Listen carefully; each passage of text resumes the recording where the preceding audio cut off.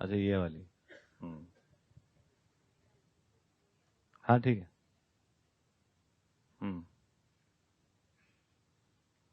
बोलिए, बताइए। हाँ, तो पहला क्वेश्चन ये था कि वितेषणा और पुतेषणा की पूर्ति से मानव पद प्रमाणित होना और लोकेशना की पूर्ति से देव मानव पद प्रमाणित होना, वो कैसे और समझना है थोड़ा उसमें। और दूसरा क्वेश्चन ये था कि अभी जो संबंधों में निभना है, अभी मूल्यों की कमी है, वो समझ नहीं है हम में। तो अभी जो संबंधों को पहचान कर चल रहे हैं हम, भाई बहन संबंध है, माता पिता संबंध है, पति पत्नी संबंध है, जो भी संबंध है, तो हम संबोधन तो कर ही रहे हैं सारे संबंधों को, तो लेकिन योग्यता नहीं है निभने की। तो अभी जो हम जिस समझ से निभ रहे हैं, तो वो भी मतलब उसमें भी गलतियां होती रहती हैं सारे संबंधों में जी। हाँ, तो कैसे अभी उसमें निभे हम, अभी अधूरी समझ के साथ। ठीक है, पहले वाले में क्या पूछा आपने? लोकेशना पुतेशना में क्या था? पुतेशना और वितेशना की पूर्ति से मानव पद प्रमाणित होना और लोकेशना की पूर्ति से देव मानव पद प्रमाणित होना। ठीक है, और उसमें ज्यादा समझना है इसमें। वाह जी वाह, हमारे सीए साहब गंगवार जी ज्वाइन कर चुके हैं हमको बहुत दिनों बाद, 6-7 दिन लेट।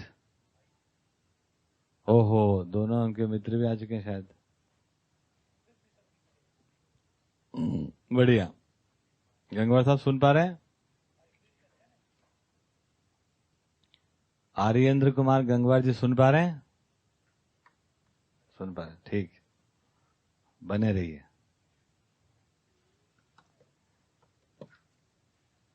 तो मानव में इच्छा रहती ही है, तो इसको थोड़ा ठीक से समझ सकते हैं। इच्छा का स्रोत एक इम्पॉर्टेंट बात है। इच्छा के बिना आदमी होता ही नहीं है ना? इच्छा तो रहेंगी रहेंगी।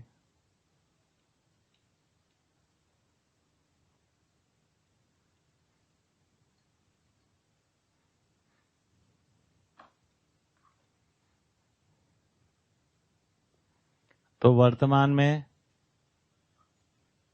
इच्छा का स्रोत क्या है? तो मानव में इच्छा रहती है। तो एक स्रोत है वर्तमान में, शरीर के लिए कोई इच्छा, वो भी इच्छा ही होती है। यदि शरीर को कुछ चाहिए, पानी चाहिए, तो पानी जब चाहिए तो आपके जब तक इच्छा में नहीं जाएगा, वो चित्रण में नहीं जाएगा, तब तक वो पानी आप पिलाएंगे नहीं उसको। और इच्छा होगी तो फिर विचार के लिए चयन आस्वादन होगा। तो मैकेनिज्म ये है कि मानव में जो है 4.5 क्रिया में जीते समय इच्छा सर्वोपरि क्रिया है, और वो इच्छा से ही सारी चीजें चल रही, बिना इच्छा के कुछ चल नहीं रही। ये समझ में आता है? तो इच्छा का स्रोत इंपॉर्टेंट है। जब जीव चेतना जी बोल रहे हैं तो शरीर मूलक इच्छा है, क्योंकि वो शरीर से आ रही है। तो एक स्रोत है शरीर, दूसरा स्रोत बन जाता है हमारा मान्यता। अब क्या हो गया कि शरीर के लिए इच्छा हुई और वो पूरी भी हो गई, तो शरीर को ही मिला कुछ। That is very important. शरीर के लिए इच्छा हुई और अगर पूरी भी कर दी, तो उसमें जो बेनिफिशियरी है कौन है? बेनिफिशियरी वो शरीर है। तो जीवन को क्या हाथ आया? ये संकट हो गया खाली। और मान्यताओं से कोई इच्छा पूरी करी हमने, इच्छा हुई और इच्छा को एग्जीक्यूट किया, अब वो कहाँ गई? हवा में, अस्तित्व में पता नहीं चला। उसका बेनिफिशियरी कौन है? कोई माई बाप ही नहीं है उसका। कल जैसे करवा चौथ मनाया गया, बताओ सरिता दीदी, किसको बेनिफिट हुआ उससे? हाँ, वही कल जो हमने करवा चौथ मनाया, उसका बेनिफिट किसको हुआ? शरीर को हुआ, आपको हुआ। अच्छा, वो तो उपवास का हुआ। नहीं, उपवास का नहीं पूछा, करवा चौथ मनाने का। किसको हुआ?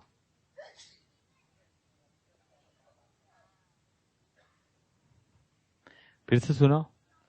तो मानव में इच्छा होती है और इच्छा का स्रोत होता है, एक स्रोत है शरीर। शरीर की कोई आवश्यकता है, उसका इच्छा में पहुंचा और वो हमने पूरा किया, तो बेनिफिट किसको हुआ? शरीर को हुआ। अरे यार कैसे करते हो? पानी पीना है, शरीर को जरूरत है, जीवन में इच्छा हुई पानी पीने की, तो पानी मिलेगा किसको? तो बेनिफिशियरी कौन है?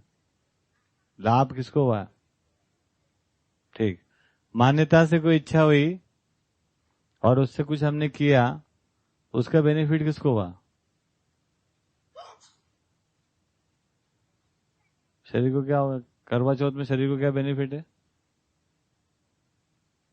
तो मान्यता से हम जो करते हैं उसका बेनिफिशियरी कोई है ही नहीं।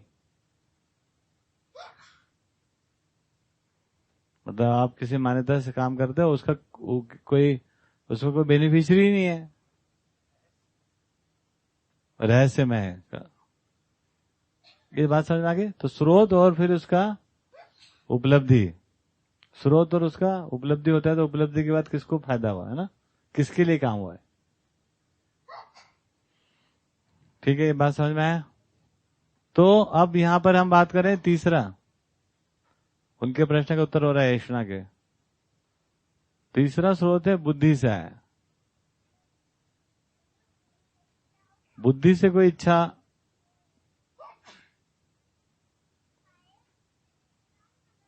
हाँ जी, आराम से आराम।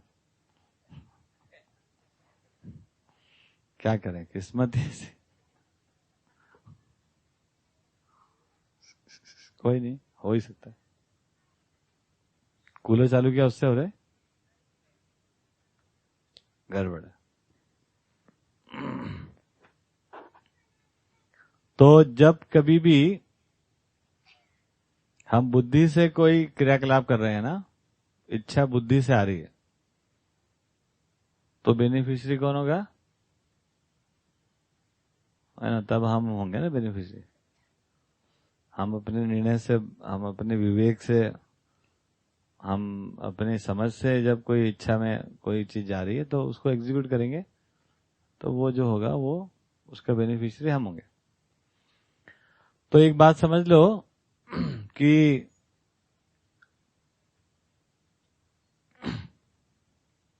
क्या समझ लो, इच्छा जो है वो सारा मतलब एग्जीक्यूटिव काम इच्छा के बाद होता है। एग्जीक्यूशन जो, वो एग्जीक्यूटिव बॉडी है 4.5 क्रिया। तो 4.5 क्रिया में जो कुछ भी एग्जीक्यूशन हो रहा है उसमें अब कहीं से भी डाल दोगे आप तो कुछ हो जाता है। जैसे गांव वाले ने कुछ कहा, हमने कुछ कर दिया, तो उसका बेनिफिट गांव वाले को होगा, है ना। हमने किया नहीं किया उसका जो भी हमको मूल्यांकन करे अलग बात। तो हमको ये समझना पड़ेगा कि अभी शरीर मूलक इच्छा है या मान्यता मूलक है या बुद्धि मूलक है। इच्छा तो रहेगी रहेगी मानव में। तो जीव चेतना में जीते समय ये सब हो रहा है। जीव चेतना में जीना होता है, मान्यता तो कुछ होता नहीं है। जैसे आप करवा चौथ आप किसी मान्यता से मनाओगे तो उसमें जीना तो केवल जीव चेतना में होता है। आप साड़ी पहनोगे, आप झुमका टमका लगाओगे, आप अकेले खीर खाओगे, हमको खिलाओगे नहीं, है ना। उपवास रखोगे नहीं रखोगे, जो भी करोगे वो करोगे, तो वो जब एग्जीक्यूट करने जाओगे तो वो फिर वापस केवल शरीर मूलक ही हो पाएगा वो। तो कितनी भी कोई मान्यता ले लो, मान्यता क्योंकि रियल नहीं होती है, तो आप उसमें उसके अनुसार जी थोड़ी ना सकते हैं। तो जीना तो फिर शरीर मूलक ही होता है। इसीलिए उसको जीव चेतना कहा कि मान्यता में जीने पर भी हम सब जिएंगे तो जीव चेतना में ही जिएंगे। Is that clear? ये बात समझ में आ रही कि मान्यताओं में जिया नहीं जा सकता। तो मान्यता केवल आपके ऊपर बोझा है। आप मानते हो कि मान्यता के साथ चल रहे हैं हम, करने का जो काम होता है वो फिर जीव चेतना ही हो सकता है। आप ईश्वर की भक्ति करते हो, मान्यता है, मिलता तो है नहीं, देखा तो है नहीं, करते क्या हो? तो ले देके शरीर को तपाते हो, आंख बंद करके बैठते हो, ध्यान करते हो, उपवास करते हो नहीं करते हो, ज्यादा खाते हो नहीं खाते हो, जो भी करते हो। क्योंकि हाथ में जो वस्तु आई वो तो फिर शरीर ही है ना, आपके हाथ में तो वही है, आप कुछ भी कर लो। भाई सिद्धू, इधर इधर थोड़ा दया दृष्टि, इधर इधर। अरे पीछे अपने कुछ अनुबंध हुआ था ना, 3 गड्ढे।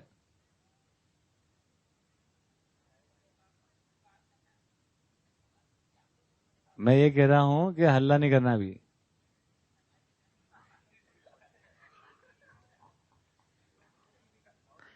हम लोगों ने घूम के 3 गड्ढे तय कर रखे हैं, तो वो हमारी आपस में बात हो चुकी है। ये केवल कमर तक ही गाड़ने का है उसमें, 3 गड्ढे में। देखते हैं क्या होता है, देखो। ठीक है, तो अब इच्छा तो रहेगी रहेगी। अब इच्छा में क्या हो गया, अब इच्छा में बुद्धि से जो इच्छा आ रही, वे क्या इच्छा है हमारी, हम कैसे जीना चाहते हैं। प्राकृतिक विधि से, या यूं कह रहे हैं कि अस्तित्व में जो मानव की उत्पत्ति हुई है वो उपकार के लिए ही है। वो उपकार से कम में हमारे को संतुष्टि नहीं है, संतुष्टि नहीं है, संतोष ही नहीं है। तो मानव चेतना में जो मानव को समझा गया, अस्तित्व में मानव को समझा गया अनुसंधान विधि से, उससे यह समझ में आया कि मानव का काम क्या है। इसको और आगे हम लोग समझेंगे। तो मानव का काम क्या है, तो मध्यस्थ गुण का प्रकाशन ही मानव द्वारा संभव हो रहा है। और मध्यस्थ गुण का जो प्रकाशन होता है वो क्या है, वो परंपरावादी गुण है।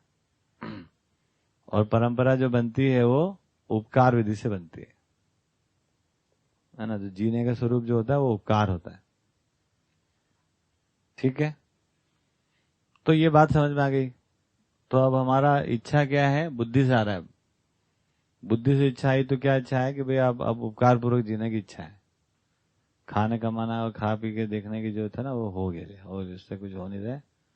तो इच्छा के मूल में ही अभी है ना उपकार की प्रवृत्ति आ गई। हमारे जीवन में है, जीवन की प्रवृत्ति उपकार है। क्योंकि उपकार नहीं है तो अपराध है, क्योंकि कल्पनाशीलता है ही मानव में। और मानव यदि बुद्धि से नहीं चलेगा तो शरीर से चलेगा, और शरीर से चलेगा जानवर, हाथी इतना बड़ा तो कोई नुकसान नहीं करेगा। और मानव चलेगा तो मानव बहुत नुकसान करेगा, अपना भी करेगा, दूसरे का भी करेगा। इस प्रकार से मानव में ये संकट समा गया। तो जीव चेतना में ये सब दिक्कत हो गई। तो अब आ गया मानव। तो मानव में क्या जम गई जुगाड़ कि उपकार पूर्वक जीना है। उपकार पूर्वक जीने का स्वरूप क्या है, ऐषणा क्या है, इच्छा क्या है। अब तो 3 ऐषणाओं की बात की गई मानव में पाई जाती है, क्योंकि उपकार एक के लिए 3 ऐषणा का बात बनती है। क्या ऐषणा है वो, क्या ऐषणा बताया, लोकेशना, पुत्तेषणा और वित्तेषणा। लोकेशना क्या चीज है, यश बल कामना, जिसको कहा नागराज ने नाम दिया यश बल कामना। यश क्या है भाई, तो अपनी स्वयं की एक प्रकार से हम है ना पहचान देख रहे हैं कि मैं और आप दोनों मिलकर हम कैसे देख पा रहे हैं कि मेरे को कुछ समझ में आया है नहीं आया है ना। तो यश की बात आई। ठीक, और दूसरा आया पुत्तेषणा, जन बल कामना।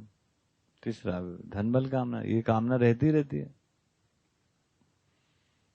ठीक, अब ये भ्रमित चेतना में जीते समय अलग रहता है, जीव चेतना में जीते हैं तो इन्हीं का कोई केवल नाम होता है, उनका स्वरूप कोई अलग ही रहता है। कल तो समझ ही लिया था कि यश बल को हम देख रहे हैं एक प्रकार से हमारा प्रसिद्धि, सो कॉल्ड फेमस कितने हुए हम, चाहे वो सही के नाम पे हो चाहे गलत के नाम पे, फेमस होना चाहिए बस।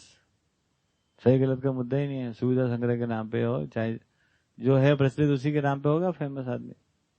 कुछ भी अजूबा गजूबा कर लो, फेमस होना चाहिए, है ना। जैसे आप देखते ना वो क्या देखते हैं, पूरी Guinness book of world records, उसमें क्या होता है, फेमस होने की बात है ना। कुछ भी करके आपको फेमस होना है। ठीक, कितना वजन उठा सकते हो, कितना दौड़ सकते हो, है ना, ये तो सब ओलंपिक में चला गया। बाकी आगे कितनी जोर से थूक सकते हो, कितनी दूर गिरेगा नापो, तो अरे इतनी दूर थूक दिया, बहुत नंबर बना दी, है ना। हाँ मजाक, आपको ऐसा लग रहा है कि मजाक कर रहा है मैं। आसमान में कितने ऊपर थूक सकते हैं, तो आप थूकिए। अब ये भी क्या है ना, ये फेमस होने का तरीका है। तो इनमें अब क्या हो गया, कोई सही गलत की बात ही नहीं है, कोई मतलब जीवन जीना समझ उसका कोई मुद्दा ही नहीं। तो हम चाहते हैं कि हमारी पहचान इस आधार पे हो कि किस आधार पे, बुद्धि लगाओ थोड़ी सी, उठपटांग करके अपनी पहचान बने। जैसे बोले ना सम्मान में क्या लिखा था, रूप पद बल बुद्धि, है ना, रूप पद बल धन। तो अब बुद्धि के आधार पर पहचान, तो बुद्धि के आधार पर पहचान होगी तो यश की बात बनेगी। बुद्धि का मतलब ही है कि क्या है, मतलब कि जिंदगी का उद्देश्य क्या है, अपराध पूर्वक जीना है कि उपकार पूर्वक जीना है, इसको तय करना होता है। कुल मिलाकर ये तय कैसे होगा, समझने से कि मानव का रोल क्या है। ये मनुष्य धरती पर खाना जरूर खाता है, लेकिन केवल खाने और कमाने के लिए हम पैदा नहीं हुए, समझ गए। खाने और कमाने के लिए हम पैदा नहीं हुए, है ना। खाना कमाना चलते रहता है शरीर पर्यंत, लेकिन इसके लिए नहीं है। तो ये सबका उद्देश्य कुछ और है। क्या उद्देश्य, इसको सबको पूरे को समझ पाना, समझने के साथ जो है वैसा जी लेना, है ना। और बुद्धि जागृति का मतलब हो, जिसको अपन ने पिछली बार अभी अगस्त के शिविर में काफी इसमें बात की कि हम कोई बुद्धि जागृति का प्रमाण दे पाए। जिस प्रकार से हम जिए अभी धरती के साथ, जिस प्रकार हम जिए हैं मानव जाति के साथ, जिस प्रकार हम जी रहे हैं हवा के साथ, पानी के साथ, तो ये लगता ही है कि हम बिल्कुल ही मानव जाति जो है ना अभी तक बुद्धि जागृति का प्रमाण तो दे ही नहीं पाई, बुद्धि जागृति नहीं हुआ। कालिदास के भी पिताजी हैं, अपन साबित हो चुके हैं, हो चुके हैं कि नहीं हो चुके। तो तमाम विद्वान होने के बाद भी, तमाम विद्वता होने के बाद भी, तमाम ज्ञान विज्ञान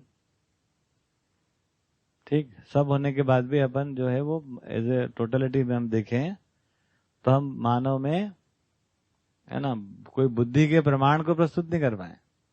जिस प्लेनेट पे हम पैदा हुए हैं, रह रहे हैं, वही हमारा घर है, उसी की हम सुरक्षा नहीं कर पाए। तो हम क्या, हमारा बुद्धि है, उपकार छोड़ो, अभी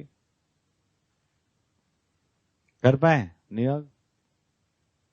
तो कितने भी अपन ज्ञानी हो, कितने भी विज्ञानी हो, कुल मिला के इस जगह तो अपन सब फेमस हो चुके हैं। किस बात में फेमस हो गए कि माना जाती निरी बुद्धू निकली, है ना। बुद्धि का घोर अभाव है। अब बुद्धि का अभाव कैसे, आपको बुद्धि तो है, लेकिन अब क्या होता है, आप जैसे कोई लगाने जाते हो तो आपके पास कंप्लीट पिक्चर ही नहीं है, तो आपको लगता है ये तो नहीं होना चाहिए, लेकिन होना क्या चाहिए मालूम नहीं है। तो ये नहीं होना चाहिए वो तो पता है, बुद्धि इतना तो बता देती है कि ये नहीं होना चाहिए, वो नहीं होना चाहिए, लेकिन क्या होना चाहिए वो पता नहीं चलता है। उसी के लिए अनुसंधान चाहिए रहता है या शिक्षा विधि से बात होती है। तो ये बात समझ में आ गई। अब लोकेशना का मतलब ये हो गया कि बुद्धि का कोई पहचान हो जाए कि मैं वाकई में बुद्धि के साथ जी रहा हूं या बिना बुद्धि जी रहा हूं, मैं मैकेनिकल हूं, मैं जीव चेतना में हूं, या मैं कोई निर्णय जो कर रहा हूं वो बुद्धिपूर्वक है। ठीक, इसकी पहचान अपने में होना, दूसरे में होना, ये एक प्रकार का यश है।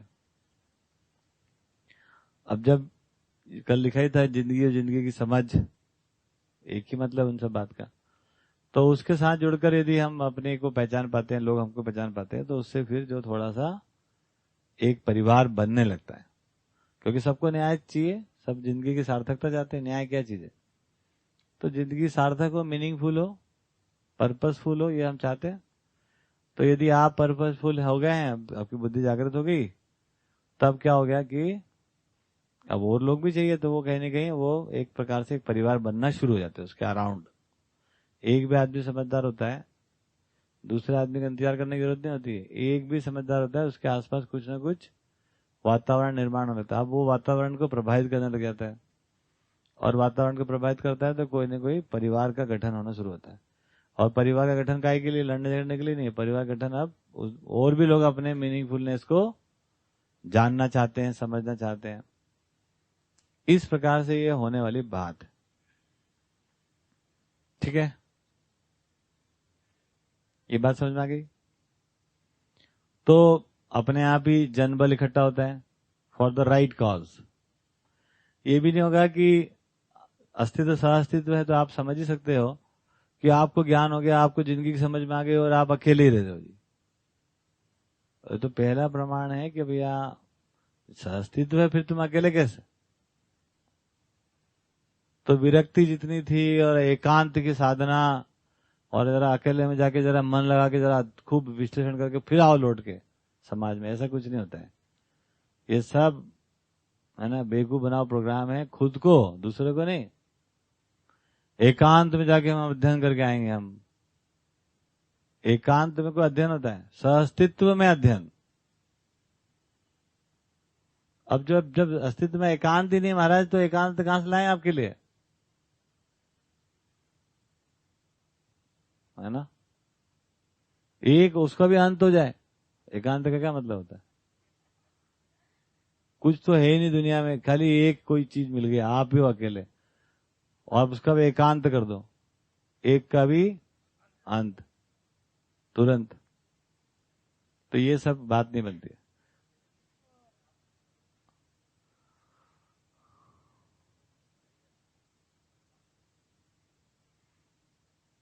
अध्ययन हमेशा सहअस्तित्व में होता है।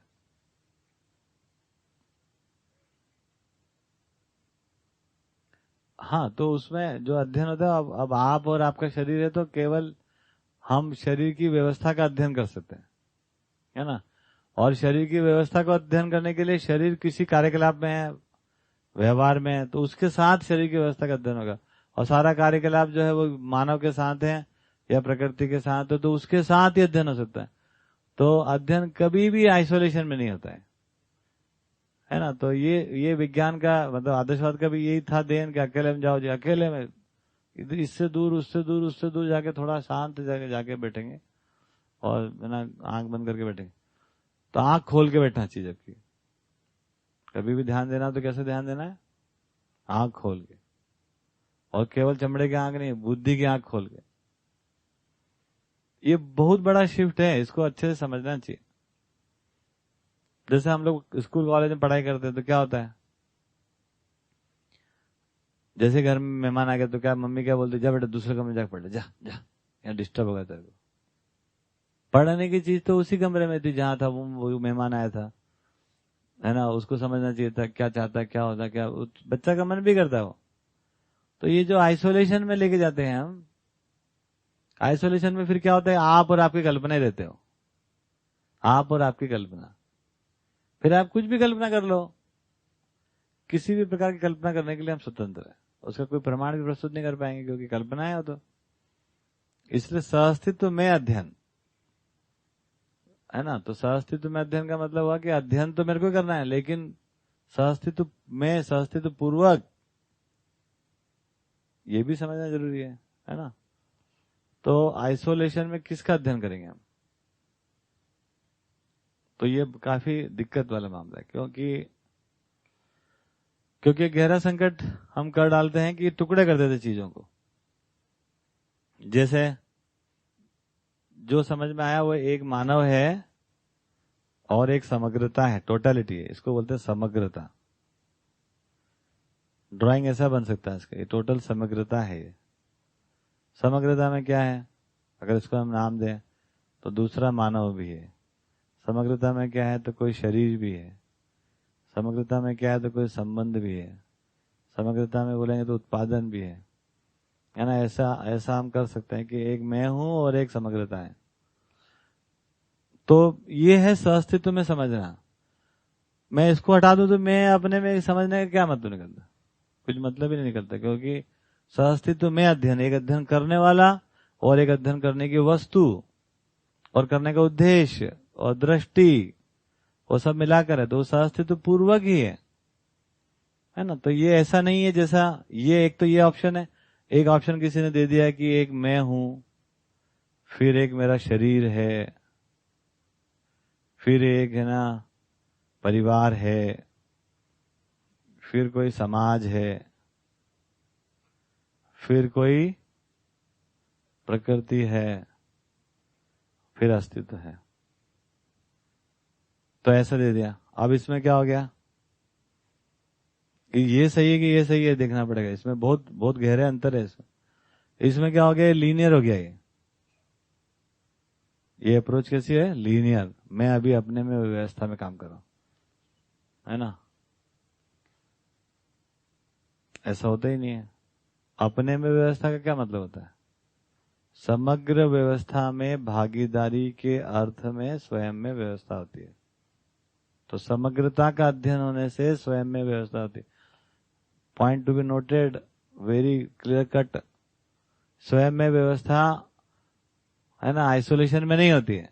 समग्र व्यवस्था का अध्ययन करने से स्वयं में व्यवस्थित होता है, और स्वयं में व्यवस्थित होने से समग्र व्यवस्था में भागीदारी को निभ पाते हैं। इस प्रकार से अनन्य आश्रित है ना। इस प्रकार से हम जो है वो उभय, इसमें जुड़ाव है। ये बात समझ में आती है? हाँ, इसको पूरा कर लेते हैं। तो ये लीनियर नहीं है। इसमें क्या हो गया? इसमें आपको वापस भगने का रास्ता हो गया। मैं ना अभी अपने में स्वयं में बड़ा जूझ रहा हूं जी। अभी भटे जी आप चुप रहो जरा, हाँ, थोड़ा अभी आपसे बात नहीं हो सकती। लो जी, है ना। फिर मैं शरीर के साथ, और अभी तो मेरा परिवार ही एजेंडा है। ये वहीं के वहीं खड़ा है, पर उसी चौराहे पे जहां थे। अभी समाज के बारे में हम सोच नहीं पा रहे, बाद में सोचेंगे। फिर सामाजिक हो जाएंगे, फिर प्रकृति होंगे, फिर अस्तित्वगत होंगे। और अस्तित्व की तो बात छोड़ो, अभी तो हमारी तो औकात ही नहीं, है ना। तो ऐसा है ही नहीं। हर इकाई स्वयं में व्यवस्था और समग्र व्यवस्था में भागीदार। टोटल जो ऑर्डर है, यूनिवर्सल ऑर्डर, उसमें सब पार्टिसिपेट कर रही है। और ऐसा हायरार्की नहीं है। हम समझने के लिए विश्लेषण करते हैं, कोई बात नहीं, करना ही चाहिए, टुकड़ा करते हैं। लेकिन ये टुकड़ा ऐसा नहीं होना चाहिए जो कि है ही नहीं ऐसा, तो फिर गलत हो गया। तो एक हर इकाई स्वयं में व्यवस्था, समग्र व्यवस्था में भागीदार। समग्रता का अध्ययन से स्वयं में व्यवस्था, स्वयं में व्यवस्थित होने से समग्रता में अपनी भागीदारी को जी पाना। This is what the system is. तो क्या निकल के आ गया? एकांत में कोई अध्ययन नहीं होता है। आंख मूंद कर तो बिल्कुल भी नहीं होता है। रुको, मेरे को सोच लेने जरा एक मिनट। ऐसा कुछ नहीं होता है ना। तो इसके तो नागराज जी बड़े खिलाफ। नागराज जी को मैंने देखा कि कभी उनके सामने बैठ के, बाबा एक मिनट जरा, खोल आंख, खोल आंख खोल, ऐसा करेंगे वो। उनको एकदम वो हो जाएगा कि आंख फिर उन्होंने बंद कर लिया। अरे आंख मूंद के तो जिंदगी, धरती बर्बाद हो गई है। सब आंख मूंद के बैठ गए, आंख खोल के समझो, ऐसा बोल। चिढ़ जाते हो। कई रिकॉर्डिंग में देखो, लोगों ने काटते जा रहे हैं आजकल, एडिटिंग कर रहे हैं उसकी, कि ऐसा लगना चाहिए कि नागराज जी गुस्सा नहीं आता है तो काट दे रहे उसको, है ना। तो मैंने देखा तो मुझे लगा इतना क्या आपत्ति है इनको, तो बहुत ज्यादा आपत्ति, सीरियस क्या लफड़ा। तो सीरियस का मतलब है कि भाई वो है ही नहीं, ऐसा होता ही नहीं है। तो समग्रता में अध्ययन करें, एकांत में अध्ययन करने के बाद छोड़ दीजिए। वो एकांत में करके अपन यहां पहुंच गए।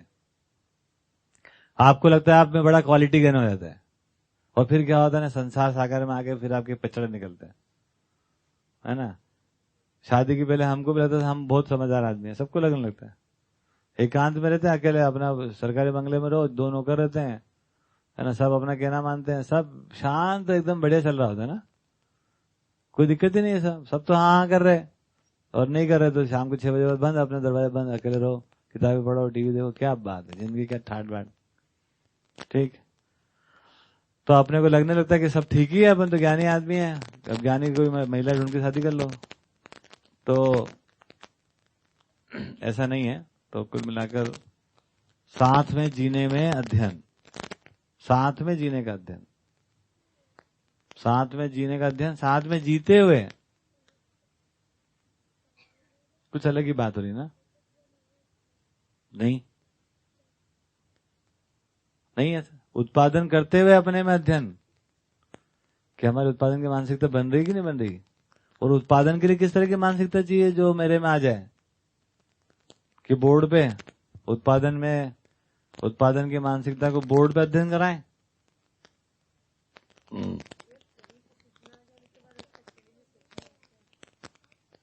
ठीक है ना, वो समग्रता के साथ ही हो रही बेटा। जो भी सूचना है वो अस्तित्व में, जो मतलब हम एक व्यवस्था के साथ हम अध्ययन कर रहे हैं ना।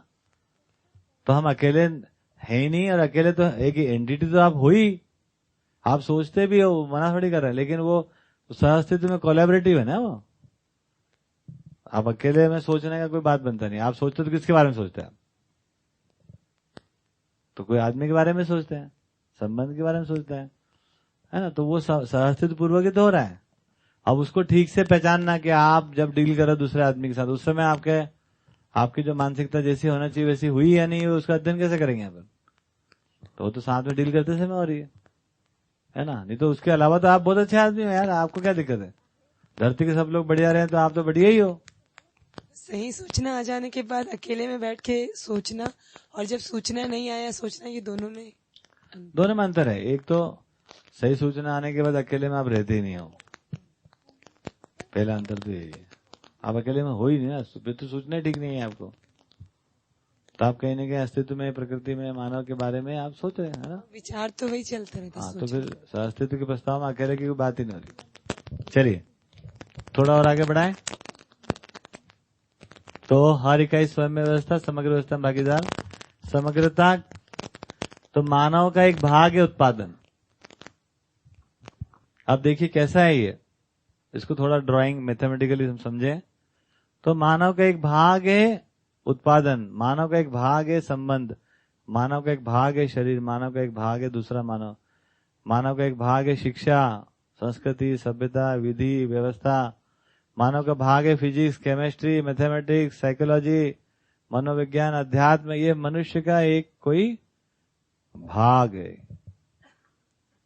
और ये सारे भाग जहां जुड़ जाते हैं उसका नाम है, क्या नाम है उसका? मानव। फिजिक्स जो है केमिस्ट्री से जुड़ता है, कहां जुड़ने के बिंदु कहां है? मानव में जुड़ता है। फिजिक्स जो है कोई अलग से विषय नहीं है।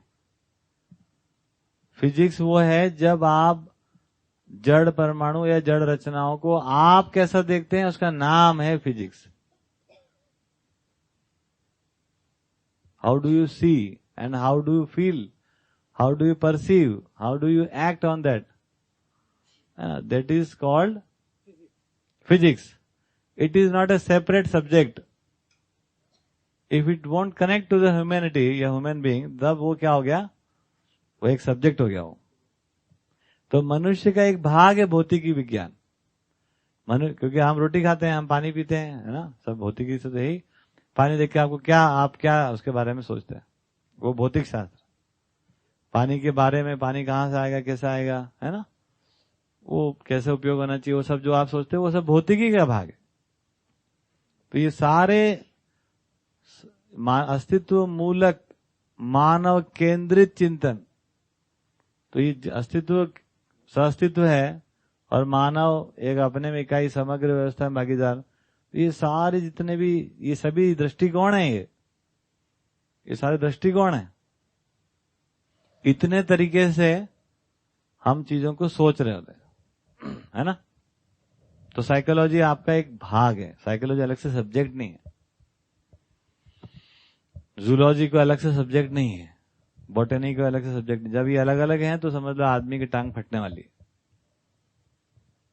संविधान अलग, मेरे को क्या लेना देना, मैं तो फिजिक्स का प्रोफेसर हूं, संविधान से मुझे क्या लेना देना?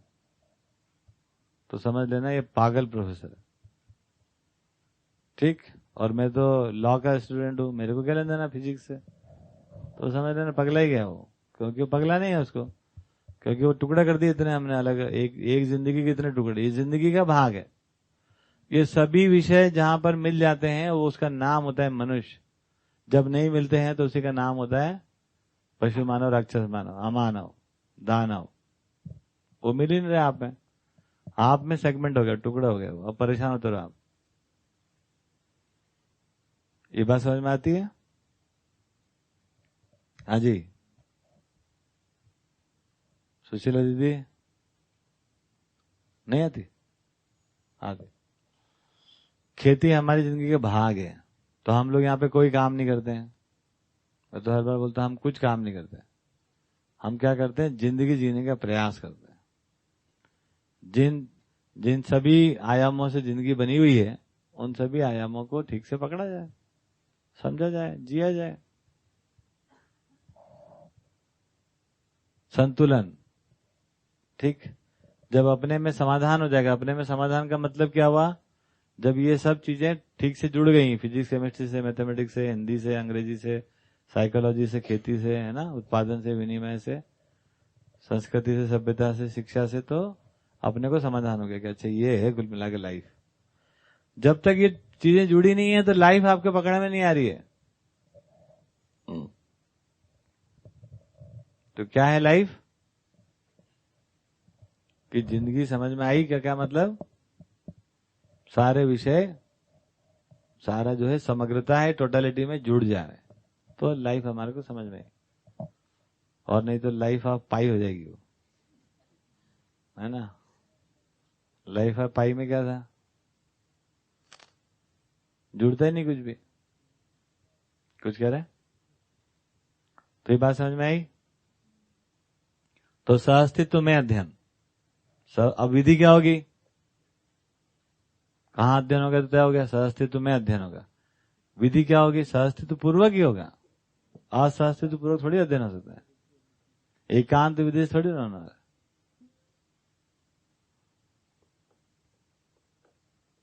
है ना। फिर अब सहअस्तित्व ही है तो कहां जाओगे, एकांत में कहां चले जाओगे। तो नहीं, मेरे को सहअस्तित्व को समझने के लिए फिर एकांत में जाना है, ये कोई बात बनती नहीं। अस्तित्व सहअस्तित्व है तो सहअस्तित्व में मानव का अध्ययन, विधि क्या होगी, सहअस्तित्व पूर्वक ही होगी। ऑन जॉब ट्रेनिंग है, ऐसा मान के चलो आप। कैसी ट्रेनिंग, जिंदगी जीते जी ही जिंदगी को समझना है। ऐसा नहीं होता है कि रुको जी थोड़ा मैं जरा समझ के आता हूं और जिंदगी तुम थोड़ा रुके रहना। ये शायरी हो सकती है, अच्छा शेर हो सकता है, जिंदगी तू रुकना मैं जरा समझ के आता हूं, है ना। ऐसा होता नहीं है ना, रियल में तो ऐसा होता नहीं है, हैं? तुम बना दोगे उसमें कोई ना कोई, मुझे तो पता है।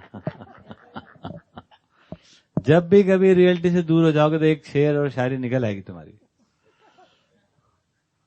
है ना। और जब भी रियलिटी के साथ जुड़ जाओगे तो फिर वास्तविकता प्रकट हो जाएगी उसी भाषा में। ये तो कि कल्पना में खो जाते हैं। भाषा है, शेर शायरी को भाषा है, उसमें अर्थ हो या निरर्थक हो, है ना। वो अब क्या है ना, अर्थ लिखो तो मजा कम आता है, उसमें आप जब ऐसा बीच में गड्ढा कर दो, ये जिंदगी तू रुकी रहना जरा मैं लौट के आता हूँ, सुनिए कितना अच्छा लग रहा है, कुछ बातचीत हो रही है ना। अब ऐसा कुछ है नहीं तो बड़ा अच्छा लगे आपको, नहीं है? हाँ है, और दिख देते हैं। एक बार कहीं कवियों के बीच बैठा था तो मेरा बोला मेरी भी सुन लो यार, मैंने भी खड़ा हो गया, मैंने कहा देखो ये सड़क, हाँ ये सड़क ईंट की बनी, पत्थर की बनी, मिट्टी की बनी, है ना। ये सड़क, वाह वाह वाह, लोग दिख रही सड़क, है ना। और इस सड़क के किनारे एक दरख्त है ना। कुछ बताया लोग कितने अच्छे बताया, मैं टोटल गप्पा है, कुछ भी नहीं ऐसा है ना। चलो तो कुछ भी जोड़ दो उसमें, सड़क वहीं रहती है, लोग आते हैं जाते हैं, वहां क्या भाव है वो वहीं रह जाती है। दो चार चीजें ऐसी भी जोड़ दी मैंने उसके पास में एक, है ना, कुछ बना के बोल दिया तुरंत ही। एक दरख्त है सूखा सा है, उस पर चिड़िया बैठी टुकटुकाती है, क्या सर क्या फिर गधे कुछ भी नहीं, ऐसी गप्पा मारा है ना। तो तब क्या होगा, वो सब शब्दों का दुरुपयोग। लेकिन अच्छा तो वही लगेगा। अब हम बोलेंगे देखो भैया सड़क कहीं जाती आती नहीं है, लोग उसमें आते जाते हैं, है ना, तो कम मजा आएगा, घुमा के बोलना पड़ेगा। हाँ ठीक, तो उसको आप समझ लो। तो क्या करना पड़ेगा, समग्रता में अध्ययन। अध्ययन का वस्तु क्या है, सहअस्तित्व। विधि क्या होगी, सहअस्तित्व, क्योंकि आप असहअस्तित्व को भाषा में भी नहीं बोल सकते। भाषा में भी कैसे बोलोगे, सड़क है तो फिर पत्थर है तो मिट्टी है तो कोई ना कोई चीज आएंगी इसमें, सहअस्तित्व में ही है। तो हम सब सहअस्तित्व में हैं, सहअस्तित्व पूर्वक अध्ययन होता है। चलिए तो वापिस लौट के आते हैं। अब इच्छा क्या होगी, सहअस्तित्व में अध्ययन पूर्वक सहअस्तित्व को समझने से इच्छा होगी, उसका नाम है संसार की समझ, उसी का नाम लोकेशना। लोकेशना से क्या हो गया? लोकेशना से क्या हुआ? लोकेशना से जनबल इकट्ठा हुआ। अब होगा क्योंकि सहअस्तित्व है, आप सहअस्तित्व को छोड़ नहीं सकते ना। सहअस्तित्व में लोग भी हैं तो वो जन है, जन का बल भी रहेगा। तो अब लेकिन फॉर गुड कॉज हो गया ना। कुल मिलाकर जब शरीर के लिए था तो संकट ही संकट था। कुल मिलाकर अब बुद्धि से आया मामला। बुद्धि से कहां से आया? अनुभव से बुद्धि आई थी, है ना। और अनुभव में जो सहअस्तित्व का अनुभव हुआ आत्मा में, उससे जो बुद्धि को बोध हुआ, क्या बोध हो गया भाई? उपयोगिताओं का बोध हो गया। करना क्या है कुल मिलाकर, है ना, जिसको नागराज जी ने नाम दिया जीवन ज्ञान, अस्तित्व दर्शन ज्ञान हुआ। और तीसरा हो गया मानवीयतापूर्ण आचरण ज्ञान। मतलब एक जीवन नाम की क्या चीज बन गई, उसका क्या उद्देश्य है, यह अस्तित्व सहअस्तित्व है, और इस सहअस्तित्व में अब मानव को जीना कैसे है, ये इसका उपयोगिता का ज्ञान हो गया। अब इसी से बुद्धि जागृत हो गई आपकी। अब क्या हो गया? वो जागृत बुद्धि से ही अपन सोच रहे हैं मेरी बुद्धि अलग से जागृत होना चाहिए, ऐसा थोड़ी ना है। जागृत बुद्धि से क्या विचार आता है? तो जागृत बुद्धि से विचार आया कि यश बल कामना, है ना, ये इच्छा है, और वो आप रिलेट करते हो उससे। अब ये क्या हो गया? अनुभव की रोशनी हो गई, और आप अपने साक्षी में आप पहचानो कि हाँ आप भी ऐसा चाहते हो कि नहीं चाहते हो। तो आपको लगेगा कि हाँ मैं भी ऐसे चाहता हूँ, है ना। 1 घंटे पहले तो नहीं चाहते थे, अब चाहने लगे आप। क्यों? यही तो प्रताप है कि अनुभव की रोशनी को स्वीकार करने से, अपने को विटनेस करने से, चूंकि जागृत बुद्धि से ऐसा कहा गया है तो आप में भी बुद्धि है, तो आपकी बुद्धि का एक्सेप्टेंस उसके साथ बना ही रहता है ना। तो ऐसे जागृत बुद्धि के साथ आप भी अपना मूल्यांकन करते हो। आपको लगता है हाँ आप भी ऐसा चाहते हो। आप ऐसा चाहते हो? बिल्कुल हाँ चाहते हो। फिर करते क्या हो, है ना। तो अभी ये कर रहे थे, आज ये समझ में आ गया ये चाहते हैं, कल से ये करेंगे, और इसमें कौन सी बड़ी बात? इतने से बात है। खाना फिर भी खाएगा आदमी, ठीक। तो लोकेशना से पुत्तेषणा बन गई, है ना। वो अपने आप ही क्रम से सज रहा है। और पुत्तेषणा से इतने सारे लोग मिलके जब थोड़ी बहुत बातचीत हो जाएगी तो धन वन का क्या है, इकट्ठा कर ही लेंगे। इकट्ठा कर लेंगे मतलब उत्पादन विनिमय विधि से, इकट्ठा संग्रह नहीं करेंगे, ठीक। और तमाम सुविधाएं, जैसे हम लोग यहाँ रहते हैं तो सामान्य लोग जितनी सुविधा में रहते हैं उससे ज्यादा सुविधा में हम रहते हैं। बटे साहब इतनी सुविधा है हमारे पास। 70 तो टॉयलेट है हमारे घर में, कोई घर में है 70 फ्लश टैंक लगे बेटा, खार पानी जमता रहता उसमें। कितने? 70। तो सुविधा की कोई कमी नहीं है, क्योंकि आप सुविधा छोड़ के भाग कर जाओगे आप, है ना। लेकिन अब एजेंडा नहीं है सुविधा का सदुपयोग हो रहा है। जब सुविधा का एजेंडा था तब हमारे घर में 4 टॉयलेट थी। आप सोचिए कैसा हो रहा है उल्टा पुल्टा कहानी। जिसको लक्ष्य बना कर रखे थे तब तो कम था, तब लक्ष्य नहीं है तब तो वो ढेरी है, क्योंकि वो तो इंतजार में उनका सदुपयोग हो जाए, है ना। जब अपना सुविधा का लक्ष्य था तब अपने घर में बड़ी मुश्किल से 1-2 कारें थी। आज अपने पास कितनी खड़ी सामने है,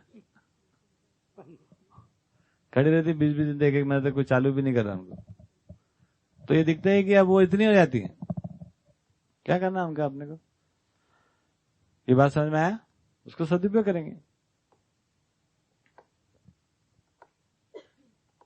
ठीक है ना ये बात। अब आ गया धन बल। तो धन बल कामना पहले पूर्ण होगी, क्योंकि अब बुद्धि जागृत है तब तक होता रहेगा ये। बुद्धि जागृत है तो कितनी आवश्यकता है हमारी है, इसका हम आकलन कर पा रहे हैं। बिना जागृत बुद्धि के हम कभी आकलन ही नहीं कर सकते। बुद्धि जागृत हो गई तो समाधान हो गया। समाधान पूर्वक हम अपनी आवश्यकता का आकलन कर सकते हैं कि कितना सब्जी चाहिए, कितना दूध चाहिए, कितना बिजली चाहिए, कितना पानी चाहिए, क्या चाहिए क्या नहीं चाहिए, कितने लोग चाहिए वो भी समझ लो। तो एक मिनिमम व्यवस्था को बनाने के अर्थ में कितने लोग चाहिए, जिसको बोला है ग्राम व्यवस्था, उतना आदमी तो चाहिए एक जगह पर कहीं पर भी। अगर उससे कम लोग हो जाते हैं तो फिर हम एक सामान्य व्यवस्था को वहां पे बना के नहीं रख पाएंगे, क्योंकि अब ये सब टुकड़े जो जुड़े थे ना, ये सब टुकड़े का अब क्या होगा, वैभव बनेगा। Is that clear? तो कोई मिनिमम नंबर उसमें चाहिए रहते हैं, सही बात है। और उसके साथ अब आवश्यकता का आकलन हो गया, आवश्यकता का आकलन होने के बाद उत्पादन हो गया, विनिमय हो गया। ये सबसे पहला काम ये पूरा हो सकता है, ये ज्यादा बड़ा काम नहीं है। तो आपको बताया, क्या बताया, कल बताया, है ना, लोकेशना के साथ जो है वित्तेषणा सबसे पहले पूरी हो गई।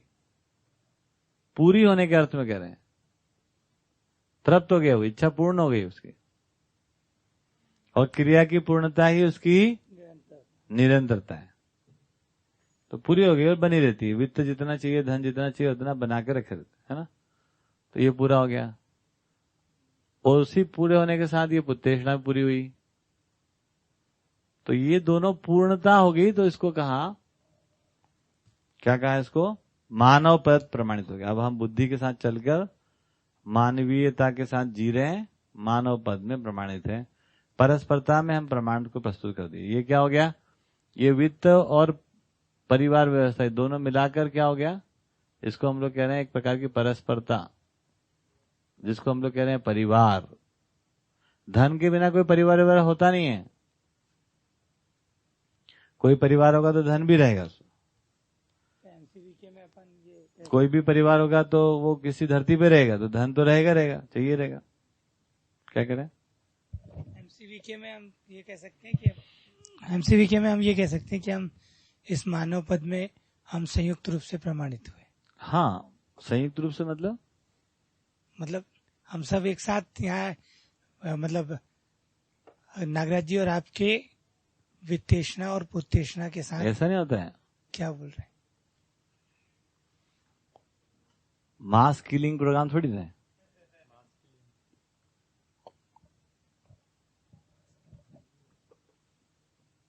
कि मास उद्धार हो रहा है ना, तो उस विचार से कनेक्ट होने से, यदि उसी जगह पर रहकर आपके विचार में वो नहीं आया,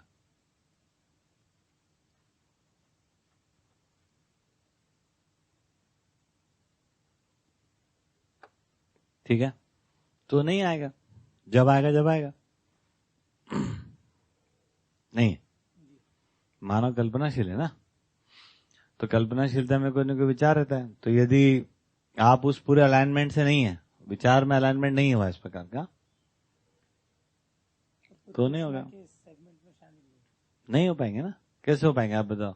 धन हमेशा कम लगेगा, लोगों से हमेशा विरोध रहेगा, जिनके साथ जिएंगे, जो लोग भी जिएंगे उनके साथ विरोध बना रहेगा। जैसे विरोध आया मन में तो आपको धन कम बढ़ जाएगा, तुरंत पड़ेगा ना। तो धन कम बढ़ गया है ना, सब कुछ ठीक हो रहा है, लेकिन पता नहीं ये शुभम कल को क्या करेगा, ये भय तो सतत रहेगा ना। तो इस प्रकार से क्या हो गया कि वो लोकेशना के बिना नहीं हो पाएगा वो। तो हम सबको अपनी पहचान समाधान के साथ जोड़नी पड़ेगी, खुद में और परस्परता में कम से कम, है ना। तो जैसे जैसे वो जुड़ती जाएगी तो वैसे वैसे ये पूरा पड़ेगा। ठीक है ये बात? नहीं तो जैसे नागराज जी इस परिवार में जिए, बोले हम परिवार में प्रमाणित है, तो कोई दूसरा को जाना चाहिए, है ना।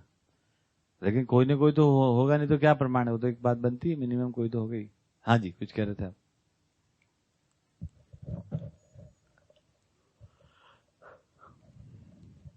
शुरू से ही बोलते थे क्या? 98 से ही बोलते परिवार प्रमाणित। हाँ, मैं प्रमाणित हूँ यार, साफ साफ बोलते थे, मैं परिवार में ऐसा समाधान के साथ, समृद्धि के साथ जीता हूँ। मैं प्रत्येक व्यक्ति के साथ अपने पर्याय से मुक्ति के साथ जी लेता हूँ, मैं प्रमाणित हूँ।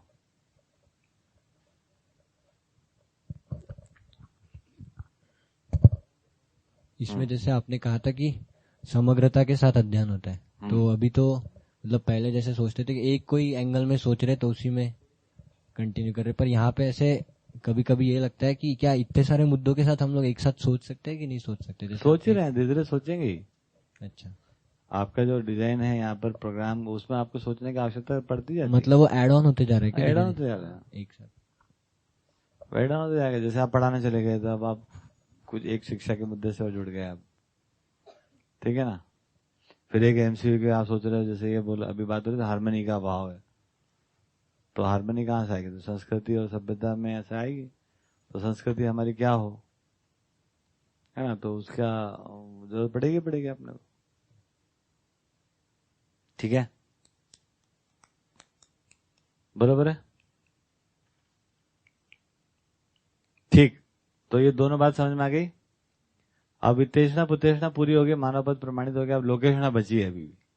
लोकेषणा क्या बची है? क्योंकि अब ये तो हो गया, हमारा तो काम हो गया उपकार पूर्वक जीने, लेकिन उपकार पूर्वक जीने की जो है परंपरा चाहिए, वो होती है एजुकेशन से। तो लोकेषणा संपन्न होने के बाद अब हम एजुकेशन में कंट्रीब्यूट कर पाते हैं। स्टूडेंट सुनेगा ही नहीं, पेरेंट भेजेंगे ही नहीं, किसको पढ़ाओगे आप? किताब को पढ़ेगा ही नहीं आपकी, कोई पढ़ने वाला है? कोई नहीं पढ़ेगा। तो अब ठीक है, हमारा वित्तेषणा पुत्तेषणा हो गया, लेकिन अब हम लोकेशना थी, हम तब तो ये हुआ, और उसी लोकेशना से अब एजुकेशन को पूरा कर सकते हैं। तो एजुकेशन में आ गए, एजुकेशन को पूरा कर लिए, तो अब ये भी एषणा पूरी हो गई, ये भी तृप्त हो गई। तृप्ति का मतलब, पूर्णता का मतलब उसकी निरंतरता है। इस प्रकार से ये भी एषणा की पूर्ति हो गई। अब क्या बच गया? केवल उपकार। एषणा पूर्ति हो गई, तो एषणा पूर्ति हो गई तो देव मानव हो गया वो। कुछ इच्छा है? बोले कोई इच्छा नहीं। इसका मतलब इच्छा नहीं है, ऐसा नहीं है, मतलब तृप्त इच्छा है। लोकेशना वित्तेषणा पुत्तेषणा पे वो हस्तगत है, कर्तलगत है, पारंगत है, प्रमाणित है ना। इसको सफल नहीं करना है, सफल कर चुके हैं। जो काम सफल कर चुके रहते हैं वो करते रहते हैं, ठीक। तो जीवन है तो निरंतर है, इच्छा निरंतर ही है। लेकिन अभी क्या होता है, इच्छा एक बेसिकली समझ के साथ भी हो तो भी इच्छा कुछ पा जाने की इच्छा है ना, कुछ फल से संपन्न होने की इच्छा है, फिर संपन्न हुए फल के साथ की इच्छा है। तो ऐसा मिला के है जुगाड़। तो उसके बाद बच गया उपकार। उपकार का क्या मतलब भाई? उपकार है, उपकार की परिभाषा क्या है? समझे हुए को समझाना, सीखे हुए को सिखाना और किए हुए को कराना। जो हम समझ गए उसको कैसे समझाना, जो सीख गए उसको सिखाना, जो कर दिए उसको कराना। हाँ जी। एषणा मुक्त कोई मानव हो गया परंपरा में, और ऐसे कई मानव हो गए एषणा मुक्त, तो उस समय जो फिर आगे पीढ़ी आएगी, बच्चे आएंगे, तो वो फिर से वित्तेषणा पुत्तेषणा के मार्ग से ही होके ही वो वहां तक जाएंगे। सबके लिए उतने मार्ग। खाना फिर भी सब खाएंगे। 13 प्रकार ज्ञान है ना, खाना खाएंगे। चार विषय 5 संवेदना रहेगी। खत्म थोड़ी हो जा रही हो। ऐसे एषणा भी खत्म थोड़ी हो जा रही। क्या कह रहे हैं? लेकिन अगले स्टेप के लिए। हाँ, तो उपकार के अर्थ में सब क्रियाशील है पूरा। उपकार कांस्टेंट चालू है। जैसे एमसीवीके में कोई भी चीज हम सीखें, कितने जल्दी लोगों को सिखाते हैं। चाहे कोई भी तेल निकालने आ जाओ, ये आ जाओ, वो आ जाओ, है ना, कहीं भी कोई रिजर्वेशन नहीं सीखे हुए को सिखाने में। अपने को पता रहता है आदमी सीख के क्या करने वाला है। एक लड़की तो बकायदा यहाँ रही, 1 साल सीख के गई, हमने सिखाओ उसको। उन्होंने अपने सब यहाँ से सीख के पैकिंग भी और ये भी प्रोडक्ट बना लिया, अच्छी बात है। तो आपने क्या लेना देना, हमें क्या दिक्कत, क्या भाई? लेकिन यदि वो जो सीख के गई और उसको कुछ भी कृतज्ञता नहीं है, तो उसका कभी ग्रोथ हो सकता है? उसका प्रॉब्लम है। कोई कृतज्ञ हो, उसमें हमारे को क्या उपलब्धि? हमें कोई उपलब्धि नहीं। जो कृतज्ञ होता है उसको उपलब्धि है, तो उनको कोई कृतज्ञता नहीं है। बहुत अच्छी बात, नमस्ते करो जी। तुमको लगता है तो हमको बुद्धू बना के चले गए तुम, और हमको तो पहले दिन पता था कि तुम क्या करने वाले हो, है ना। लेकिन उसके बाद भी हमारा काम है भाई, सीखे हुए को सिखाओ, नहीं कहीं पर भी। हाँ जी। तो ये इसमें ये था भैया कि जो लोकेशना है, जब हो चुका है उपकार का काम मानवीय परंपरा में, अखंड समाज सार्वभौम व्यवस्था में, तो फिर वो ऐसा लगता है कि वो लोकेशना फिर आने वाली पीढ़ी के लिए बहुत जल्दी ही पूरी हो जाएगी। आसान हो जाता है और क्या। हाँ, बहुत इजी वित्तेषणा पुत्तेषणा जो अभी अब इधर वो है ना पॉपुलरिटी नहीं है फिर एक उम्र के बाद शिक्षा विधि से हाँ ये आदमी समझदार हो गया है, हाँ इसकी लड़की की पहचान हो गई, ये समझदार है भैया, पहचान हो गई, वो भी अपने में भरोसा कर पा रही, स्वयं में विश्वास है, और हम भी प्रमाणित कर पा रहे कि नहीं नहीं ये लड़की में कोई समझ तो आई है, हो गया लोकेशना। अब जैसे ये लोकेशना पूरी होगी तभी तो परिवार बनेगा, उसके साथ भी उसके साथ लोग जुड़ेंगे उसकी जिम्मेदारी पे, है ना। तो इस प्रकार से वो चलने वाली चीज है। इसमें ये हर आदमी के लिए संभव, ये नहीं कि केवल बड़े टॉप लेवल पे काम हो रहा है ना, ये प्रत्येक मानव के लिए ऐसे इतना ही है ना। मतलब ये हुआ कि सीधा सीधा जब एक पूर्वक उपकार पूर्वक जीना शुरू करता है तो, और जब वो लगातार लक्ष्य के अर्थ में उपकार पूर्वक से जो भी समझ में है उसको जीना शुरू करता है तो उसका यश बल बढ़ता है, लोकेशना बढ़ती है। लोकेशना बढ़ती है तो उससे उसको वित्तेषणा पुत्तेषणा उसकी आने लग जाती है और किसी एक समय बाद में तृप्त हो जाती है। इसके तृप्त होने पर व्यवस्था भी बन जाती है और इससे बनने पर फिर वो उसकी लोकेशना वापस फिर से वो कंप्लीशन में जाती है। तो इसमें यही है कि मतलब एक लूप के जैसा चलता है, इधर से शुरू करता है फिर उधर जाता है फिर यहीं आके फिर उपकार घटित हो जाता है और वो लगातार पीढ़ी दर पीढ़ी और आगे उपकार तो एक प्रवृत्ति बन गया, प्रवृत्ति जैसे अपराध एक प्रवृत्ति बन जाता है ना जी। समझिए खत्म होने का काम थोड़े तो, हर दिन जो सीखे सिखाते हैं, जो समझे समझाते रहते हैं, जो किए कराते रहते हैं, ये तो एक टेंडेंसी हो गई जीने की, परमानेंट टेंडेंसी हो गई एकदम। और मतलब नहीं तो फिर हम प्रकृति विरोधी मानव बनाते हैं, वही बातें बताते हैं, प्रकृति विरोधी मानव विरोधी अस्तित्व विरोधी, वो टेंडेंसी है। अपराध हमारी टेंडेंसी है, प्रवृत्ति है। तो ये तो बन ही सकती है, मेरे को मतलब ऐसा लग रहा है कि अभी से बन सकती उससे है। बिना नहीं काम शुरू होता है। मैंने पहले आपको उपकार पढ़ाया जी। अगर एमसीवीके में आप एंट्री मारते हो तो आपके अंदर उपकार की भावना से ही आप मार पाते हो जी। जब कभी भी आप एंट्री मारते हो और आपको लगता है नहीं मेरे को क्या मिलने वाला है यहाँ पे, नहीं फिर तो व्हाट आई एम गेटिंग, मैंने ये किया वो किया, क्या मिला यार, हो गया उसका काम पूरा हो गया, है ना। क्या दिया हमने, सीखे हुए को सिखाना, किए हुए कराना, है ना, समझे हुए को समझाना, उसके लिए तन लगाना, मन लगाना, धन लगाना, ये काम है। इसके बाद तो टाइटा है, टनाटन है मामला, कोई दिक्कत ही नहीं है। कोई किससे कंपटीशन है इसमें, कोई बोलते नहीं वो अजय भैया तो है ना किसी को ऊपर ही नाम देते, कोई बोल नहीं सकता ऐसा। तो कंपटीशन किससे, मेरे थोड़ी कंपटीशन होती है। आपको जो समझ में आए समझाओ, जो सीखो सिखाओ, जो किए वो कराओ, है ना, अपना तन लगाओ, मन लगाओ, धन लगाओ, कंपटीशन कहाँ है इसमें है।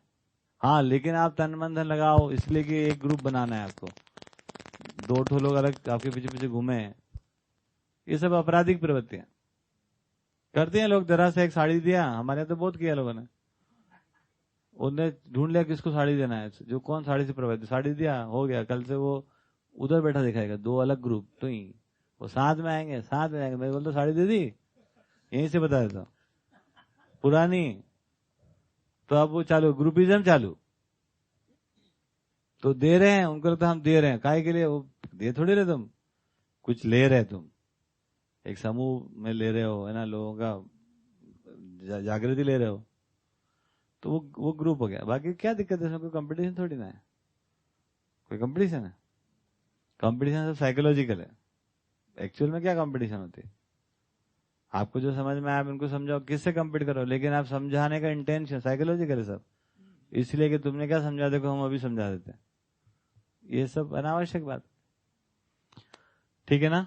इसमें कोई विरोध हो नहीं सकता, कोई मना कर नहीं सकता है, कोई इसमें रास्ता रोक नहीं सकता आपका। जब आप भी गलत रास्ते चलते हो तब रास्ता रोकने की बात आती है। रिजल्ट क्लियर भैया? भैया उभय संतुष्टि शायद अच्छे से नहीं समझ आई। जिस तरीके से आपने उपकार का एग्जाम्पल दिया कि आपने ये उपकार ही था कि वो कोई सीखा, पूरा अपना सीखे हुए को सिखा, मतलब सीख कर वापस चले गया, तो उसमें उभय संतुष्टि कहाँ हो रही है? मतलब उभय का मतलब ही दीदी ये हो गया कि ये है उभय संतुष्टि, ये जो बताया, मतलब आप इस बात से संतुष्ट हो पा रहे हो कि आप एक समग्र व्यवस्था में भागीदार हो, तो जितनी यूनिट्स आपके साथ इन्वॉल्व है उन सब की संतुष्टि पूर्वक, मतलब संतुष्टि बोलना चाहिए, मतलब या उपयोगिता बोलो या जो भी हम बोले, तृप्ति बोलो, है ना, उसके साथ में आपकी तृप्ति है। तो उसकी तो संतुष्टि हुई नहीं जो करके गया, जो भी सीख कर गया, तो आपकी इंडिविजुअल की बात नहीं हो रही है ना, पर मानव तो आ ही गया ना उसमें फिर भी। वो तो कह रहे हैं उसको तो पता भी नहीं है, हमने तो सिखा दिया उसको। ठीक है, पर उस मानव अरे की उसकी संतुष्टि उससे पूछ के थोड़ी ना है, उसकी जागृति में सहयोग हुआ कि नहीं हुआ, है ना। मतलब डॉक्टर ने पकड़ के आपको इंजेक्शन ठोक दिया, आप चीखते चिल्लाते रहे, मेरे जबरदस्ती ना ये लगा दिया वो लगा दिया, और आपको जरूरत थी उसकी, तो किसको ठीक बोले? एक तो तरीका ये, इसको ठीक बोले, या यूं बोले कि नहीं, आपने बोल दिया कि नहीं नहीं मेरे को इंजेक्शन मत लगाओ, और मैं आपके मन की बात रख के आपको इंजेक्शन लगाया, आप मर गए, आप खुश होके मर गए। तो किसको बोले कि संतुष्टि है? आप बताओ। जिस तरीके से बाबा जी ने उपकार किया, उसमें कितने लोग नेगेटिव भी बोलते रहे, किसी का कुछ नहीं भी हुआ, तो उसमें उभय संतुष्टि, वही वो उभय संतुष्टि का मतलब यही हुआ कि जिस प्रकार से नागराज जी को समझ में आया, उससे समाधान से संतुष्टि हुई उनको, उसी प्रकार से उन्होंने लोगों को समझाया। हो अंदर ही रही हो, खुद में ही हो रही हो संतुष्टि भी। पता है ना उनको कि यही सही है आपके लिए भी, आपको नहीं पता है तो क्या करें? हाँ, बस यही एक बार आपको नहीं पता है, लेकिन आप जो काम कर रही हैं वो काम से सभी संतुष्ट हो सकते हैं, ये आपको पता है ना। नहीं समझ में है ना।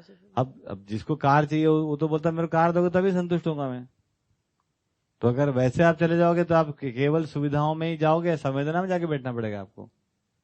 आप कार दे दोगे तो फिर उनको मैं ना कुछ बेकार चाहिए, बड़ी कार चाहिए, कुछ चाहिए ना, तो वो संतुष्टि नहीं है। आपकी मनमानी थोड़ी करना है, आपकी मनमानी को पूरा करना कोई उभय संतुष्टि नहीं, कोई न्याय नहीं है। अपनी मनमानी पूरी करना या आपकी मनमानी पूरी करना, ये कोई न्याय की बात नहीं है। जो वाकई में आवश्यक है आपके लिए, समझने के लिए, जीने के लिए, है ना, वो काम को कर पाना, हम वैसे जीना है जिससे आप भी ऐसे समझ के जी सकते हो। तो संतुष्टि का मॉडल ये नहीं कि मैं अपना आंख बंद करके अपना गाना सुन के पड़ा हूं जी, तुम तुम्हारा ढूंढ लेना, वो नहीं है। मुझे पता है कि हर मानव का अध्ययन हो गया, हर मानव किस प्रकार संतुष्ट हो सकता है, समाधान पूर्वक ही सुखी होता है। समाधान का एक ही स्वरूप है ना, व्यवस्था के साथ।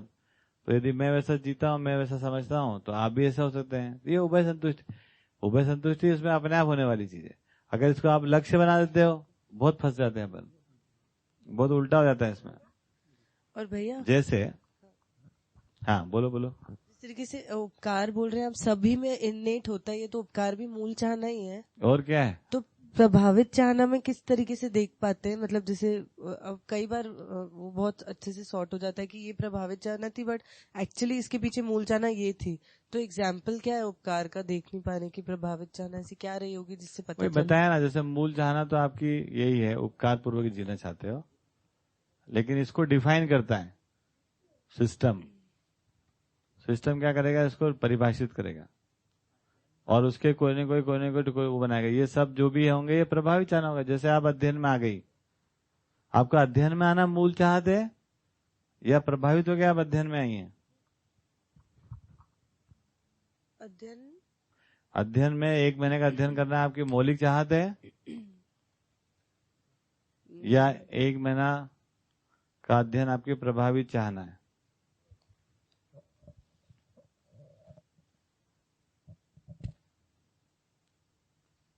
पता नहीं। तो किसको फोन लगाऊं? कौन बताएगा? में आना प्रभावित चाहना लग रही है।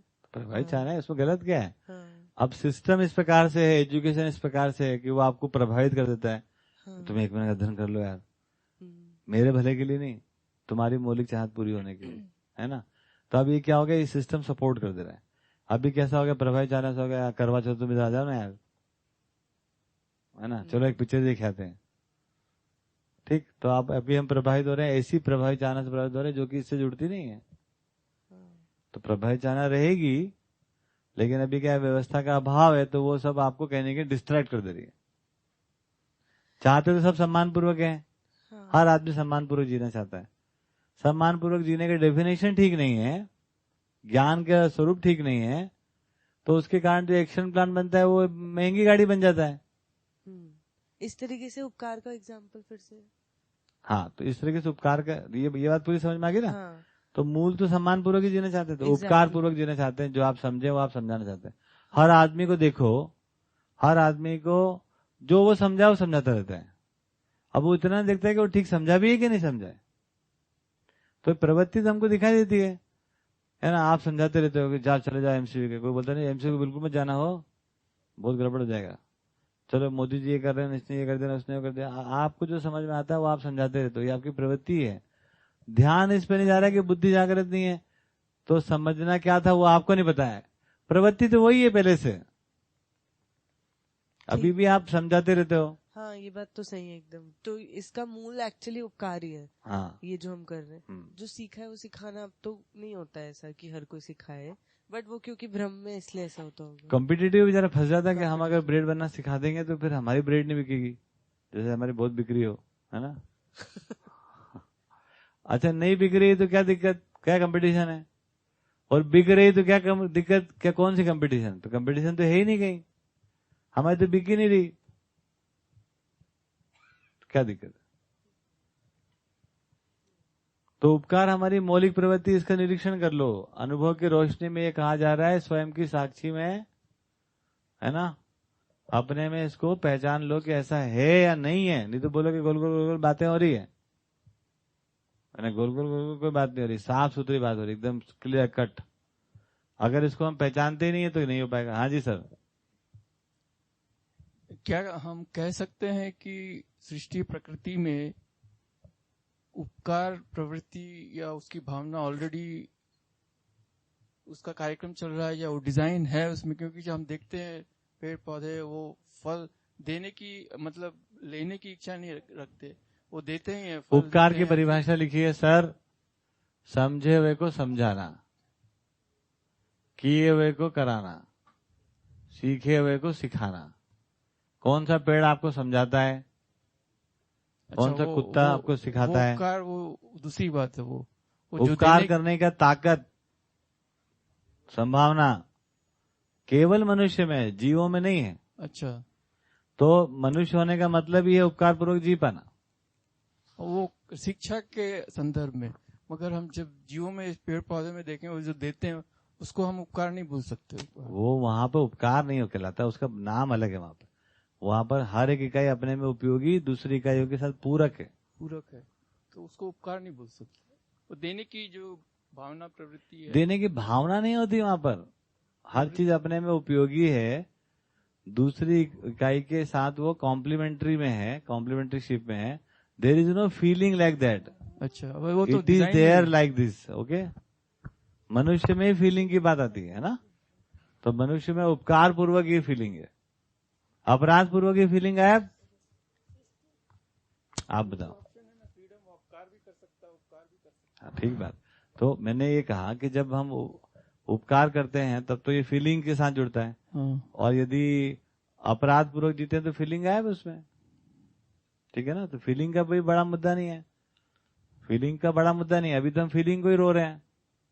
तो आपका कहने का मतलब है जीव में या पेड़ पौधों में फीलिंग नहीं है, मगर ऐसा देखा गया है कि उनमें भी भावना होती है, जैसे कि वैसी नहीं होती जैसे आदमी में चाहिए। अच्छा, थोड़ी अपग्रेडेड रहती है। हाँ, जीवों में जो होती होगी वो नमस्कार जीवों के लिए, लेकिन जीवों में जो जीवों को चाहिए वो है। वो कोई कम है, गलत है, सही, इसके कोई मुद्दा नहीं है। जैसा चाहिए उनको वैसा उनका है। मनुष्य का कैसा होना चाहिए वो उसकी अपन बात कर रहे हैं। तो मनुष्य को जैसा चाहिए वैसा जीवों को नहीं चाहिए। जीवों में भिन्न है, और जो उनको चाहिए वो उनके पास है, उसका कोई अपमान नहीं है, सम्मानजनक बात हो रही है उनके लिए भी। जैसे जापान में एक एक्सपेरिमेंट हुआ है, पानी को दो तरह के पानी को रख दिया, उसमें एक पानी को उन्होंने खूब गालियां दी और वो किया। सही बात। ये तो देखा कि उसका मॉलिक्यूलर स्ट्रक्चर ही बिगड़ गया पूरे। और इसमें जिसमें बोला I love you, I care for you, तो उसका बहुत ही स्ट्रक्चर बैलेंस था, बहुत अच्छा। तो इसको क्या इमोशन या फीलिंग का इफेक्ट नहीं बोलेंगे पानी में या फिर किसी भी? ये सब साइकोलॉजिकल डिसऑर्डर का इफेक्ट है, मानव में, पानी में नहीं। आई लव यू जिसको आदमी ने बोल दिया उसका बर्बाद ही कर दिया उसको। उल्टा देखा गया। देखो ये है ना, बहुत सारा मिलेगा आपको दुनिया में प्रपंच, इसका सीधा एक तीर से इसका उत्तर करना सीखो, नहीं तो कुछ नहीं हो सकता है ना। एक हमारे प्रबोधक महोदय, एक दिन हम खाना खाने बैठे तो वो थाली पर ने ऐसा किया, मैंने कहा क्या कर रहा है भाई, मैंने कहा क्या, बोले ये जो है ना इससे खाने के में जो है ना सब शुद्धता आ जाती है। मैंने कहा यहाँ से कोई रे नहीं करती, एक्स रे वाई रे जेड रे, है ना। तो बोले नहीं, प्रबोधक है वो, है ना। तो वो सब खाना खा लिया, मैंने खा लिया, तो फिर मैंने कहा इधर आ साइड में, है ना, थोड़ा देख लेते हैं। पदार्थ अवस्था, कॉपी पेन नहीं, इनको बता रहे हैं का आचरण निश्चित है कि अनिश्चित। पदार्थ अवस्था, प्राणावस्था का आचरण, जीव अवस्था का आचरण निश्चित है। तुम्हारे यूं करने से वो कुछ फर्क नहीं पड़ता उसको, समझ गए। तो हम आई लव यू बोले, हम अच्छी भावना से बोले। जापान का जो एक्सपेरिमेंट है वो बहुत सफल मान के करो आप। अभी अपन लंच के बाद एक आपसे एफिडेविट लिखवाते हैं कि जो मैं करूंगा मैं अपनी जिम्मेदारी भी कर रहा हूँ, MCB is not responsible for that. और वहां पे हमारे पास रखा हुआ है पोटेशियम साइनाइड। आप पहले उसको खूब ऐसा करना, आई लव यू बोलना, ये करना वो करना, और उसके बाद खा लेना। एकदम उसमें सारा मॉलिक्यूलर चेंजेस आएगा, आपको शरीर को कुछ नहीं बिगड़ेगा। एफिडेविट पहले देके जाना, लेकिन नहीं तो मेरा बिगड़ जाए कुछ। ऐसा कुछ नहीं है सर, इन सब का आचरण निश्चित है, मानव का निश्चित होना है। वो इधर करे आई लव यू, खुद को बोले। आदमी का दिक्कत, आदमी अपने आप को आई लव यू कभी नहीं बोल पाया, समझ गए। जिसको बोलना चाहिए उसको नहीं बोला, दूसरे आदमी को बोलने की कोई जरूरत नहीं है, ठीक है। जब तक अपने आप में आई लव यू नहीं आता, खुद का सम्मान खुद नहीं कर लेते, खुद का स्नेह खुद में नहीं आ जाता है, तब तक दूसरे के साथ आई लव यू बोल के कुछ अपन ने तीर नहीं उखाड़ लिए, कुछ नहीं होता है वो, है ना, फालतू की बात है, ठीक है।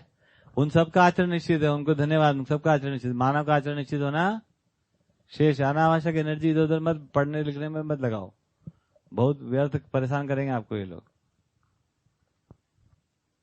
कुछ कहना तो कह लो लेकिन उनका आचरण निश्चित है क्या अनिश्चित? पानी का आचरण निश्चित है ना, फिर तुम्हारे कहने थोड़ी ना गाली दोगे। वो शोध का जो एक्सपेरिमेंट उन्होंने किया, वो शोध का विषय, उसमें देखना। वो पगले लोग करते हैं ऐसे, क्या किया उन्होंने, क्या किया किसने किया? पेपर में छपा, आप पढ़ लिए, मान लिए। पेपर में कैसे माने नहीं है कुछ। परसों छपा था एमसीक्यू के बारे में, कोई सच छपा था क्या? छप जाता है पेपर में, छपने में कितनी देर लगती है छपता रहता है, उसमें क्या दिक्कत है, हैं?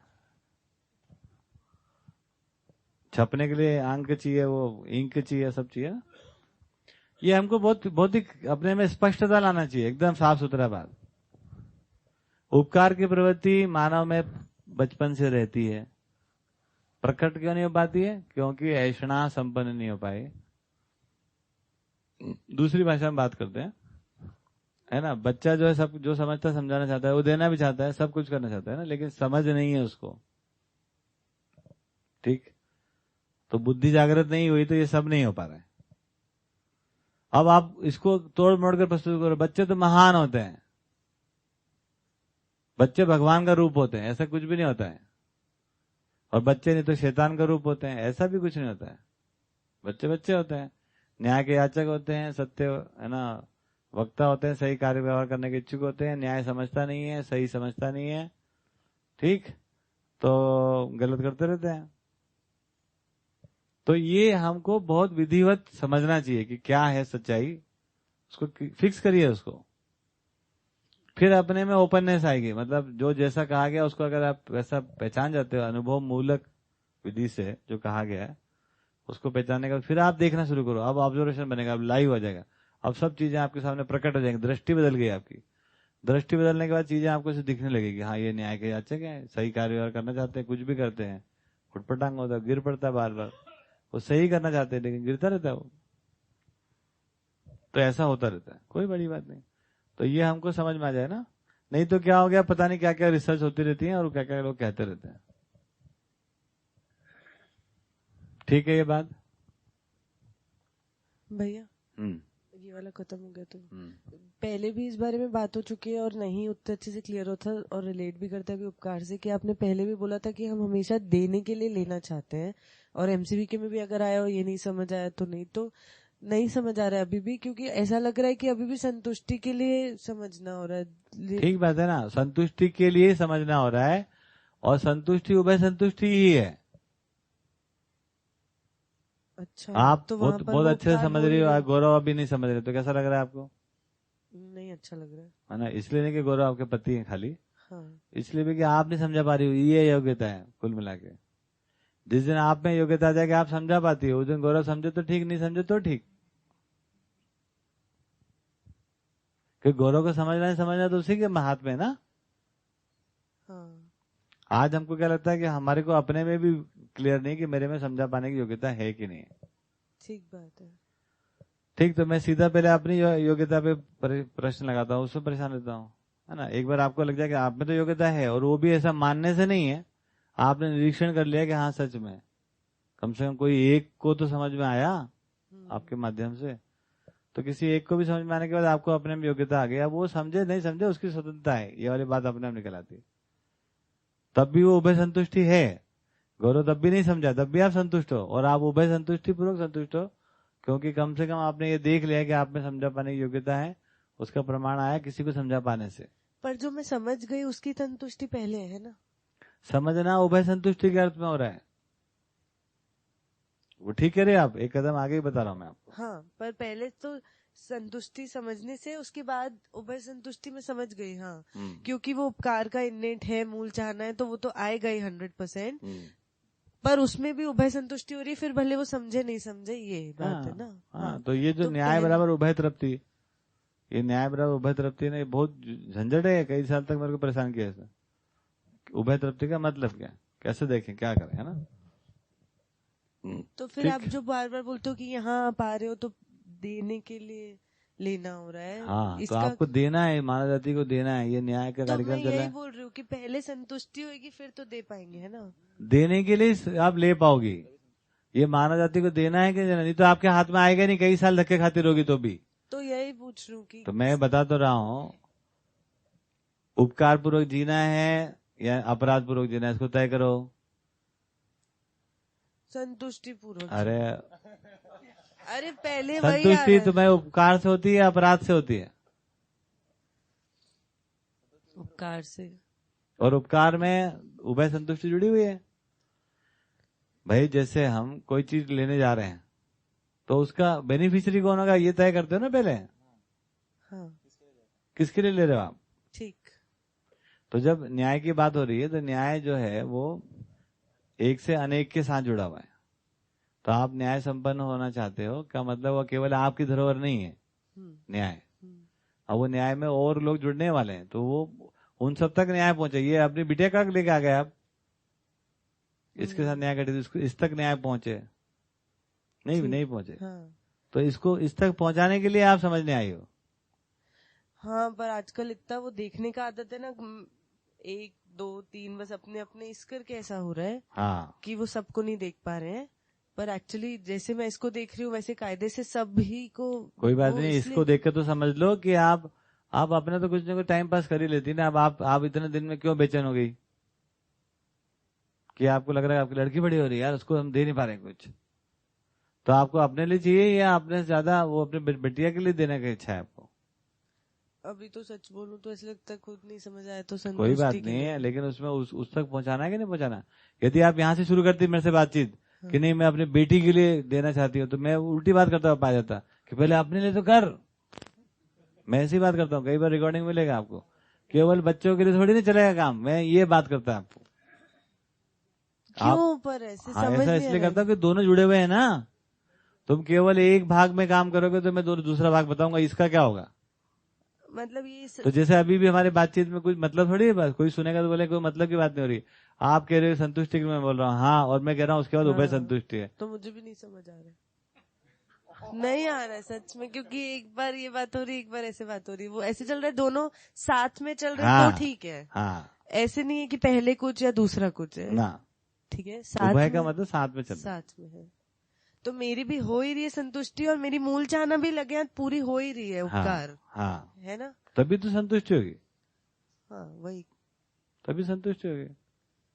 तो जैसे आपने कहा कि कोई एक भी अगर समझ जाए तो फिर वो हो जाता है क्लियर अपने अंदर मिनिमम, तो वो कैसे चेक पॉइंट होगा? जैसे आपके लिए अगर पूछे कि आपसे कोई समझ गया तो आप कैसे देखोगे कि हाँ समझ गया? वो किसी को समझा पाया?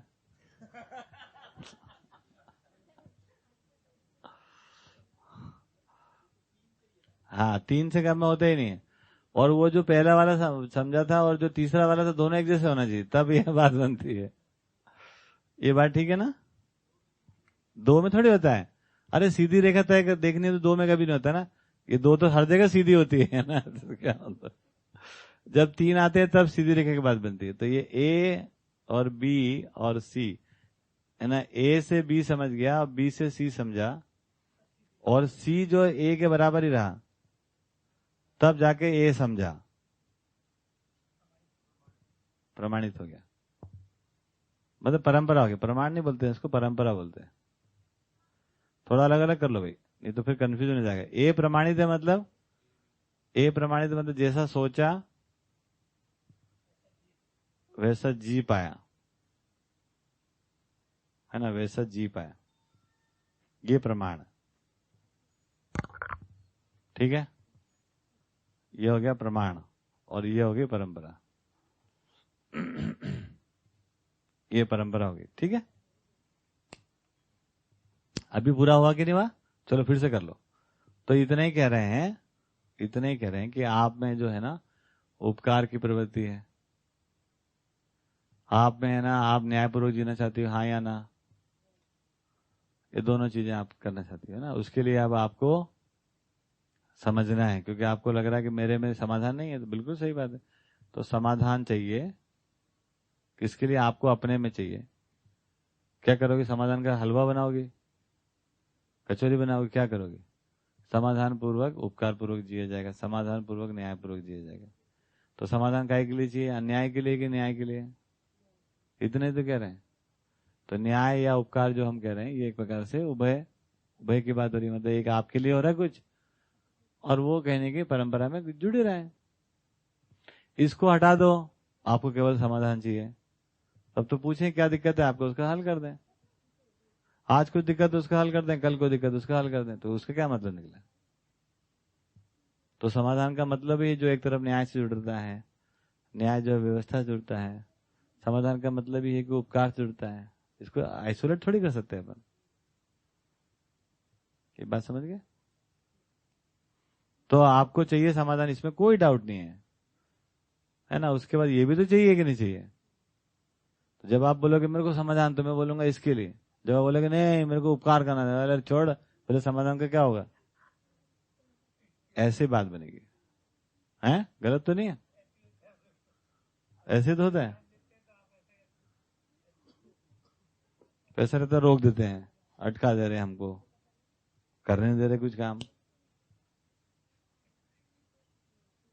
है ना? ऐसा है जी। और कोई मुद्दा? 1:30 बज गया।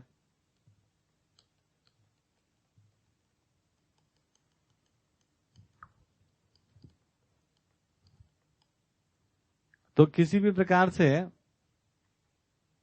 ये हम समझ लें कि इसको समझने के लिए हमको व्यापारिक मानसिकता से मुक्त होना पड़ेगा। नौकर मानसिकता से मुक्त और व्यापारिक मानसिकता से मुक्त। यदि हम नौकर होकर नौकरी मानसिकता से सोचते हैं तो कभी भी समझ में आने वाला नहीं है, और व्यापारिक मानसिकता से सोचते हैं तो कभी नहीं समझ में। नौकर व्यापारी एक जैसे ही हैं। सारे नौकर जो होते हैं किसी व्यापारी के लिए होते हैं, वो है ना। तो वो सब व्यापारी है कुल मिला के। मानव जाति में अभी तक जो कुछ है वो व्यापारी है ना। All jobs are for businesses. तो व्यापारिक मानसिकता से ये चीजें समझ में नहीं आएगी। ये बात समझ में आती है? कोई व्यापारी अच्छा है, कोई व्यापारी बहुत खराब है। जैसे ये मेरे को एक वीडियो भेजे थे आप, क्या नाम है आपका? हैदराबाद। अनूप भैया, कहाँ खो गए आप? कोई नई रिसर्च आ गया आपके पास?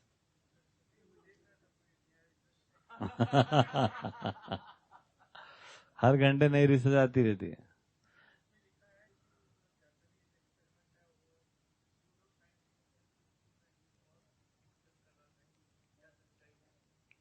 देखो है ना, आप एक काम करो, सारी रिसर्च की कटिंग इकट्ठी कर लो आप,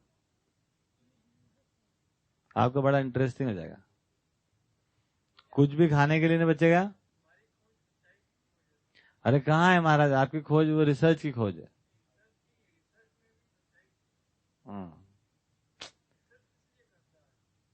सच को समझे बिना, अरे सच को समझे बिना सच्चाई खोज लोगे आप? मैं जाके बोलता हूँ जाओ जाओ खेत में जाओ टिकलू पड़ा उठा के ले आना, खोज लोगे आप? देखो ये बहुत लफड़े हैं सर, इससे बाहर नहीं आओगे तो जिंदगी में थोड़ा टाइम बचा है, कुछ मतलब निकलेगा नहीं। टिकलू में बोलता हूँ जाके खोज करके ले आओ, तो आपके लिए हर चीज टिकलू लेके आओगे, बोलिए ले आए टिकलू। आप समझ, जिगलू में बोलता नहीं क्योंकि जिगलू उधर चला गया है ना। मैं आपको बोलता हूँ सत्य आपके लिए टिकलू से ज्यादा क्या है, आप ढूंढ के लाओ सत्य को। तो आपका खोजा हुआ हर पत्थर, हर तिनका, हर कचरा टिकलू निकलेगा वो। तो भाई साहब पहले है ना सत्य को समझो, खोजो मुझे चक्कर मत पड़ो। समझा जा सकता है, अब समझने के बाद आप खोज लोगे। यहाँ से समझ के जाओ ना कि मतलब कैसा होता टिकलू। नागराज जी ने जो अनुसंधान किया वो सब बेकार है, जो भी बिल्कुल नहीं कह रहे। रिसर्च किया, अनुसंधान किया, आप और जो अनुसंधान एकांत में उन्होंने साधना की वो सब बेकार है। बिल्कुल बेकार। ये तो वही कह रहे हैं, मैं आपको दिखा देता हूँ ऑडियो वीडियो। उनके एकांत की साधना बेकार, बोले 20 साल हमारा जिंदगी खराब कर दिया, ऐसा वो कह रहे हैं। मेरे को कोई अधिकार नहीं बनता ना उनके बारे में कहने का। 20 बार मैंने पूछा कि कोई हमको बता दो, एक आध कोई टोटका हमको बता दो, हम भी कर ले रहे है ना। हमको तो कभी नहीं बताया। तो जो मेरे को बताया, जो मैंने समझा बता रहा हूँ, बाकी आपके लिए खुद ही स्वतंत्र। तो ये जितनी रिसर्च है ना, इनको हम इकट्ठी कर लेना, तो अपने लिए ना तो कुछ खाने का बचता है और ना कुछ छूटता है। कुछ भी करने का नहीं बचता, सब कुछ कर सकते हैं आप। गेहूं खाने से कोई दिन कैंसर की रिपोर्ट आती है, कोई दिन है ना गेहूं खाने से बहुत ही ये कोलेस्ट्रॉल बढ़ जाता है, या ये बढ़ जाता है आपका क्या बोलते हैं शक्कर, और कोई दिन बोलते हैं गेहूं बहुत ही जरूरी है। कोई दिन चाय पत्ती बहुत सफल हो जाती है, कोई दिन शहद, कोई दिन गुड़, कोई दिन क्या, कोई दिन क्या। तो आपको पता चलता है कि रिसर्च का अभी बहुत सिर पैर नहीं है। जब तक हम कुछ फंडामेंटल चीजें समझेंगे नहीं, रिसर्च क्या करेंगे आप बताओ ना। हम हर रिसर्च में एक हाइपोथेसिस बनाते हैं, जिसको हम लोग बोलते हैं सिनॉप्सिस बोलते हैं हम लोग। तो जब तक हम कुछ बातें समझे ही नहीं देंगे, सिनॉप्सिस में आएगा क्या? अच्छा, वो पहला अवधारणा है आपका जो कि काल्पनिक हो जाता है, उसके बाद कुछ भी करते रहो आप, उसी से सारा गाइडेड रहता है वो आगे। तो जैसे आपने पूछा कि रतन टाटा महान है कि अंबानी, अब इसका कोई प्रश्न का जवाब नहीं होता है। रतन टाटा ये काम करते हैं, अंबानी ये काम करते हैं, हमें क्या लेना देना, कुछ भी करो। लेकिन यहां पर ये समझ में आता है कि बिजनेस ठीक ही नहीं है, अमानवीय है, तो इसमें कौन आदमी अच्छा हो सकता है, ये बताओ मुझे।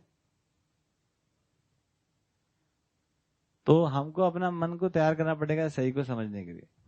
कोई चीजें अमानवीय हैं तो हैं, मानवीयता में बिजनेस होता ही नहीं, कोई व्यापार ही नहीं है। अच्छा व्यापारी क्या हो सकता है इसमें? ये कहां से आता है अच्छा व्यापारी, पता है आपको?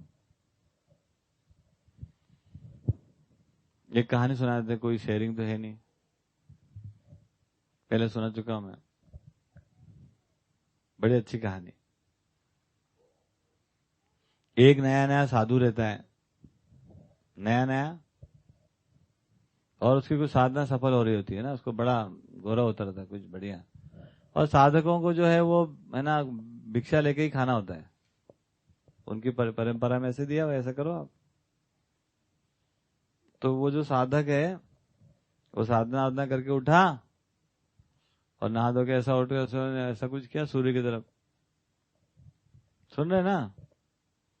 तो क्या हुआ सर, भट्टे साहब ऐसा मुंह किया, उसी समय एक चिड़िया निकली और उसने बीट कर दी। अब बीट कर दी तो साधु के मुंह पे गिर गई। साधु को गुस्सा तो आना ही था, और साधक भी था और सिद्ध भी था। उसने जोर से देखा, चिड़िया वहीं भस्म के नीचे धड़। यार अरे तो बढ़िया हो गया, वो तो साधक सफल हो गया है, साधना में कुछ दम आ गया, बहुत ही गौरवान्वित हो गया, बहुत ही ना अपना अहंकार बढ़ गया उसका। गांव में भीख मांगने पहुंचा, तो भीख मांगने पहुंचा तो क्या हुआ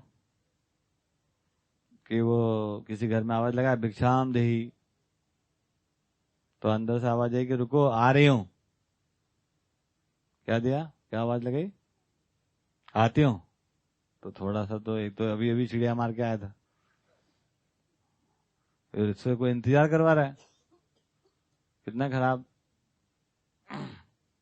फिर भी उसने थोड़ा संयम रखा, यार कोई ऐसी बात नहीं, तो आ रही होगी। फिर उसने कहा भिक्षाम देही। अरे बोला ना आ रही हूं, अभी दूसरा काम करे अर्जेंट। तो गुस्सा और बढ़ गया इसका। फिर भी सोचा इसने कि यार रुक जा थोड़ी देर, क्या पता आ ही रही हो। और काफी गुस्से में फिर तीसरी बार आवाज लगाया, तो वो महिला अंदर से आई, है ना। और महिला ने कहा कि देखो मेरा पति बीमार था, मैं उसमें सेवा करी, तुम इतना गुस्सा क्या कर रहे हो, तुमने इतना इंतजार कराया। बोले क्या मतलब है, तुमने कहा अभी चिड़िया मार के आया, तो क्या तुम मुझे देखेगा तो मेरे मार डालेगा। और साधक तो अभी, ये तो और बड़ी साधक निकली, मैं जंगल में चिड़िया मार के आया, इसको कैसे पता चल गया यहाँ। तो उसने तो भिक्षा विक्षा साइड में रख दिया, उसके पैर पकड़ लेगा, तो माँ तू मेरी गुरु बन जाए। तो इतना ज्ञान ही मतलब। बोला नहीं ये सब फालतू काम मैं नहीं करते, मैं साथ घर गृहस्थ, अपने पति की सेवा, बीमार हमारा, तुम ये सब काफी चिकित्सा फिक्र हुई। उन्होंने बोला एक काम कर, तेरे को अगर गुरु बनाना तो एक काम कर, मेरे गुरु के पास चले जा, मैं ये सब नहीं करती, है ना। तो नाम बता दिया, और उसको लगा बड़ा गजब है यार, जंगल में अपन चिड़िया मारी, इसको यही पता चल गई, और ये तो ऑर्डिनरी महिला, ये कैसे हो गया। उन्हें कुछ भी हो जाए, अब तो ये सिद्धि सीखनी। तो उसका नाम मिल गया पर्ची। अब पर्ची मिल गई भैया, उसके बाद वो चल दिया, बोले फलाने गांव में। चला गया उस गांव में जाकर किसी से पूछा कि भाई ये फलाने जी से मिलना है हमको। लोगों ने बोले इससे क्यों मिलना तुमको, बोले ऐसे रिस्पॉन्स क्यों दे रहे लोग। बोले ठीक है तुमको जाना, जाओ वो मार्केट है ना, उधर चले जाओ। तो मार्केट में अंदर चला गया, अंदर जाना, फिर किसी को बताया ये इससे मिलना है। बोले वो और गली में जाओ अंदर, वहां गंदी गली में जाओ, वहां बैठे होंगे वो। तो ठीक है भैया, उन्होंने कहा क्या लफड़ा है, लोग इतना ऐसा निगेटिव रिस्पॉन्स, ऐसा लगा किसी ऋषि से नहीं मिलने जा रहे, अजय दायमा से मिलने जा रहे हैं। तो अब पहुंचे भैया, तो वो मार्केट में पहुंच गए, ढूंढते तो वहां सब है ना, वो खटाकर बकरे मटन कट रहे, उस दुकान में पहुंच गए लाइन के लाइन में। तो वहां बोले ये तो किसने बताया, वो बैठे है वो डेस्क पे। तो उन्होंने देखा वो तो धड़ाधड़ काटे जा रहे हैं अपना। बोले ऐसे मिलने के लिए यार यहाँ आया, है ना। तो वो पलट लिए, पलट के जाने लगे भैया क्या मिलना है इससे यार, है ना, बकरे काट रहे हो तो धड़ाधड़, पूरा खून वून में लपटा हुआ है। तो जाने लगे, तो पीछे से उसने आवाज लगाई, वो महिला का नाम लेके, तुमको उस महिला ने भेजा ना, इधर आओ मेरे पास। ये क्या लफड़ा यार, है ना। ये तो फिर चक्कर में पड़ गया, तो सही में गुरु निकला है ये तो। उस महिला का नाम भी बता दिया, गांव से अपना इसका नाम बता दिया, तुम्हारा ये नाम, जब इधर आओ, बैठो थोड़ी देर में आता हूँ। वो सब अपना काट पीट के निपटा नुटू के सब दुकान वाइंड अप करके नहा धो के आए। बताओ,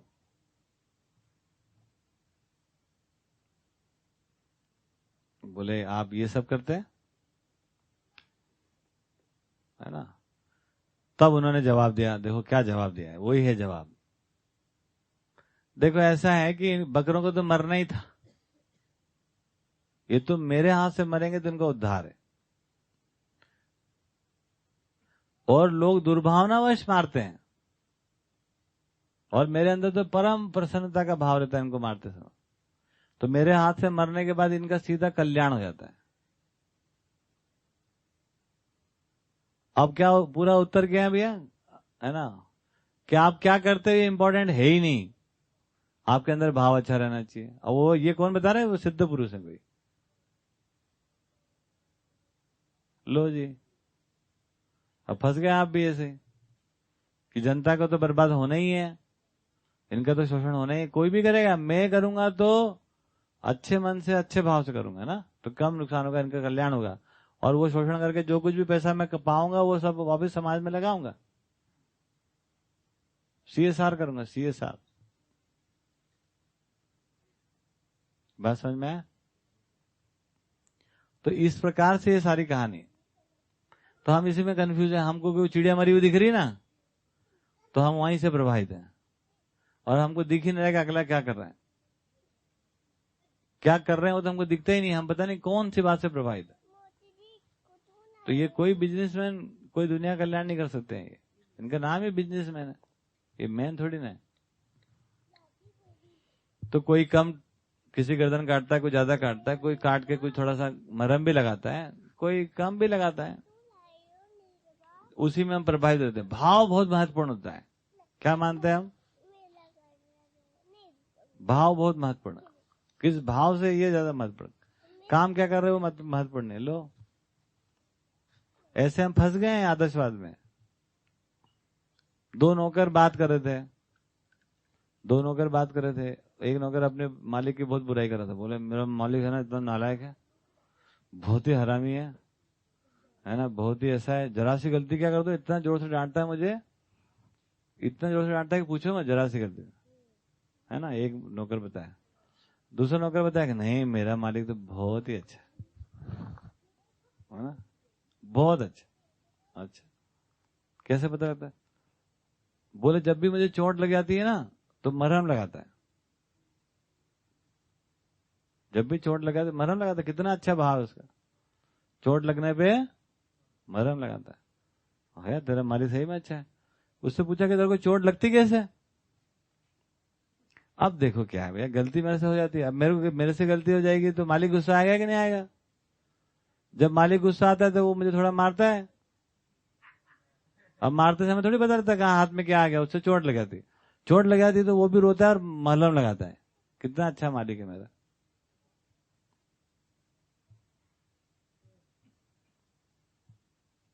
तो ऐसे मालिक बना रखे हैं अपन ने, क्योंकि भाव बहुत महत्वपूर्ण है। क्या है ये भाव? कौन से हैं? क्या है? किधर है ये? अरे भाव सब एक्ट में आते हैं, जो एक्ट में आ गया ना वही भाव है, बाकी सब एक्टिंग है। जो एक्शन में आ गया वो भाव है, और जो एक्शन में नहीं आ पाया वो सब एक्टिंग है।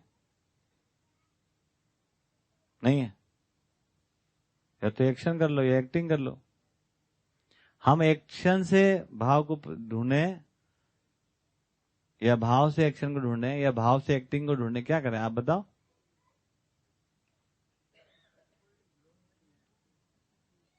तो आप मेरे से पूछे क्या है?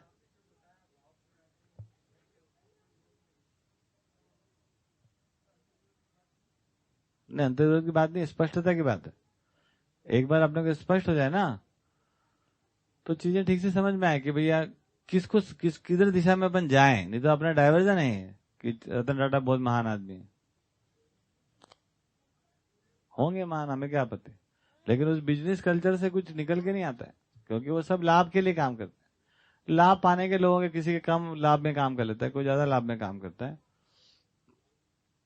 इस प्रकार से होता रहता है। ठीक, चलिए मेहर भाई कोई मुद्दा? हमारी गोष्ठी में ऑनलाइन वाली, उसमें अमित सैनी भैया के कुछ प्रश्न थे, तो उनको हम अनम्यूट करते हैं। हाँ जी, अमित भैया आपको अनम्यूट कर रहे हैं जी। जी, एक सेकंड भैया। जी हेलो जी भैया बोलिए। भैया जी मेरा प्रश्न ये है, जीवन के बारे में कौतूहल ये है कि जो आपने बताया कि जीवन शरीर के साथ है, जीवन शरीर के बाद है, दो स्थितियां होगी। अब जीवन जो शरीर के साथ है, तो अब भ्रमित जीवन में कुछ उसके में आवेश होते हैं, कुछ सुख कुछ दुख होते हैं। अब शरीर छोड़ने के समय उसकी जो भी स्थिति बनती है, जो भी वो अपने पूरे जीवन को देखता है, तो उसमें कुछ सुख दुख रह जाते हैं, जैसा मैं समझ पाया, सुन पाया जी। तो अब जीवन, आपने कल बताया था कि जीवन के बारे में, कि जीवन जो है शरीर छोड़ने के बाद क्रिया शून्य, मतलब क्रिया नहीं होती उसमें। शरीर लेगा तो क्रिया होती है, शरीर छोड़ने के बाद उसमें कोई क्रिया नहीं होती, 4.5 क्रिया चुप हो जाती है। अगर 4.5 क्रिया शरीर छोड़ने के बाद चुप हो जाती है, तो फिर जैसे कि हमने सुना है कि वो अपने सुख दुखों को भोगेगा पहले, उसके बाद वो रिसेटल होगा और तब शरीर लेगा। जैसे कोई सम्मिदिष्ट पुरुष है, तो वो मतलब उसमें इस तरह से डीप उसमें चला जाता है। तो अगर वो डीप में चला जाएगा तो फिर प्रकृति विधि से ही, प्रकृति सहज विधि से ही फिर वो वापस से शरीर लेगा, तो विज्ञान लोक होगा। इसी तरह से फिर कोई भूत हो जाता है, कोई प्रेत हो जाता है, या अलग अलग जो उसकी जीवन की, आपने भ्रमित जीवन की बताई है, वो उस तरह से घूमता रहता है। तो या तो वो घूमता रहता, हम कहते हैं कि हमारे पास भी जीवन है, कोई भ्रमित जीवन घूम रहे हैं, या तो ये बात बनती है। या फिर जब आप ये कहते हो कि वो 4.5 क्रिया शरीर छोड़ने के बाद चुप हो जाती है, वो शरीर के साथ ही क्रिया शुरू होती है, तो किसको सही मानूं, इसमें कंफ्यूजन है। ठीक, ये बात है कि देखिए, कोई भी मानव है, वो जीवन जो शरीर छोड़ता है, शरीर के साथ जीते समय उन घटनाओं का पुनर्मूल्यांकन करता है। पुनर्मूल्यांकन करके उसमें जो सुख दुख भोगना शेष रहता है, पहले उसको भोगता है। सुख और दुख दोनों भोगे जाते हैं, क्योंकि शरीर के साथ हम उतना सुख दुख नहीं भोग पाते, वो बचे रह जाते। शरीर के साथ सुख दुख किस प्रकार से बात हो रही है? भ्रमित चेतना की बात हो रही है। उसमें जो भी सुख होता है उसको हम भोग नहीं पाते, क्योंकि शरीर कम पड़ता है सुखों दुखों के भोगने के लिए, तो वो बचे रहते। जैसे उदाहरण मैं लेता हूँ थोड़ा समझने के लिए, कि मान लो हमारी लड़की की शादी है, तो लड़की की शादी में जितना खुश हमको होना चाहिए था, उतना हम नहीं हो पा रहे, क्योंकि वो बैंड वाले लड़ाई हो गई और बारात में लेट हो रही है, और पटाखे वाले ने ये कर दिया, और खाना वाले ने दाल कम बनाई। तो जो शादी का जो भी खुशहाली होनी चाहिए थी हमको, वो झंझट में उस समय तो नहीं हुई। लेकिन शरीर त्यागने के बाद पूरी मूल्यांकन करते हैं अपनी शरीर यात्रा का, तो कोई सीन में यहाँ आता है कि हमारी लड़की बड़ी होगी, शादी हो रही, तो उसकी जो खुशहाली थी, उसमें जितना सुख भोगना बचा था, वो अभी इस समय वो भोगता है, मजे करता है उसको। तो जब तक वो भोग रहा होता है, तो वो अपने उसी 4.5 क्रिया को उसी स्वरूप में बनाए रखता है, उसका कोई टाइम नहीं होता है जब तक वो खत्म न हो जाए। हाँ, ये सब जीव चेतना की बात हो रही है अभी। तो भोग रहा होता है, और भोगने के बाद उसका अभी ऐसे लाइफ को, पूरी लाइफ को ऐसा भोग रहा होता है ना। कभी सुखी हुआ, फिर कभी रोने लग जाएगा वो, है ना। कभी कभी ऐसा होता है कि शरीर के साथ ही ऐसा शुरू हो जाता है, जो शरीर अभी छोड़ा नहीं है उसने, और शरीर छूटने वाला है। हाँ, संताप ही है, तो शरीर छूटने वाला है, और उसी समय ये क्रिया चालू हो जाती है। 2 दिन 4 दिन 1 महीना 2 महीने भी चलती रहती है। वो कभी रोने लग जाता है, फिर कभी खुश हो जाता है। अभी वो इधर जहाँ जी रहा जिंदा है, वहां के संसार से बहुत ज्यादा कनेक्टेड नहीं रहता। वो अपनी पूरी अथा से इति तक की लाइफ को वापस रिवीजन करता रहता है। अब उसमें 2 स्थिति बनती है। किसी की जिंदगी में सुख, जिसको वो सुख माना है, समाधान रूपी सुख ही नहीं, जिसको वो माना, उसकी मात्रा अधिक है, या उसने ये निष्कर्ष कर लिया, तो इससे क्या निष्कर्ष हो जाएगा? मात्रा अधिक है, उससे क्या निष्कर्ष हो गया कि जिंदगी जीना ठीक है, तो अगली शरीर यात्रा के लिए वो तैयार हो जाएगा। अगली शरीर यात्रा के लिए तैयार होते से उसकी जो 4.5 क्रिया थी, अब वो हाइबरनेशन में चली जाएगी, हाइबरनेट होगी। मतलब नहीं तो वो शरीर नहीं ले सकता, क्योंकि अगर पिछली शरीर यात्रा जुड़ा हुआ है तो उसका तो वही रूप बना कर रखेगा, मेरा नाम अजय दाय में बना कर रखेगा, तो काय को नया शरीर लेगा? वो किसके कोख में जाने वाला है ना, जा ही नहीं सकता। तो उसका 4.5 क्रिया वो थोड़ा अपने में विलय होना शुरू करता है, आकृति उसकी विलय होती है, पुंजाकार मानव रूप में आ जाता है, वो अजयदायमय रूप से हट गया और वो अगली शरीर यात्रा के लिए पैकिंग शुरू हो गया उसका, है ना। लेकिन यदि कोई आदमी की जिंदगी में दुख आया और उसको लगा जिंदगी में तो दुख बहुत ज्यादा है, इसकी मात्रा अधिक है, तो अगली शरीर यात्रा के प्रति उसकी अस्वीकृति रहती है। अब ये बन जाता है आवेश। अब इस आवेश से वो अपने 4.5 क्रिया चलाता रहता है, आवेश विधि से 4.5 क्रिया को जिंदा रखता है वो। तो इसी को भूत प्रेत करें। ठीक, तो मेरे ख्याल से आपके प्रश्न के उत्तर हो गए। दोनों बातों को जोड़ दोगे तो वही सच्चाई है। तो शरीर को स्वीकार करते सब, जैसे यहाँ पर देखेंगे उसने शरीर को स्वीकार किया, यहाँ पर हाइबरनेशन में है, और जैसे ही नया शरीर स्वीकार किया वो 4.5 क्रिया वापिस फुल फ्लेजेड काम करना शुरू कर देती है। तो इस विधि से है, इसमें कोई दिक्कत नहीं है। ये जीव चेतना का था। मानव चेतना में ये है कि मानव चेतना में हम जो भी काम करते हैं उसमें जो सुख हमने भोगा उभय तृप्ति है, बाकी सब शेयर हो जाता है, तो झंझट ही नहीं है, इधर डिले प्रोग्राम नहीं है। जो कुछ भी पाया कमाया वो सब शेयर हो गया, उभय तृप्ति हुई। ठीक, उभय तृप्ति आते से क्या हो गया, अपना किया हुआ जितना कर्म था उसका जो फल था वो सारा फल जो है वो बढ़ गया, बंटन हो गया, फल का बंटन हो गया, संस्कार हो गया, है ना। तो मानव में आ गए, देव मानव हो गए, ऐसा। ठीक, तो वहां डिले नहीं है, वहां तुरंत नया शरीर है। मानव देव मानव को तुरंत शरीर बिना डिले, कोई डिले की जरूरत ही नहीं है उसको, है ना। अस्तित्व में डिले ही नहीं है कोई। डिले हमारी सब ये नासमझियों से होती रहती है ना जी। और कोई मुद्दा?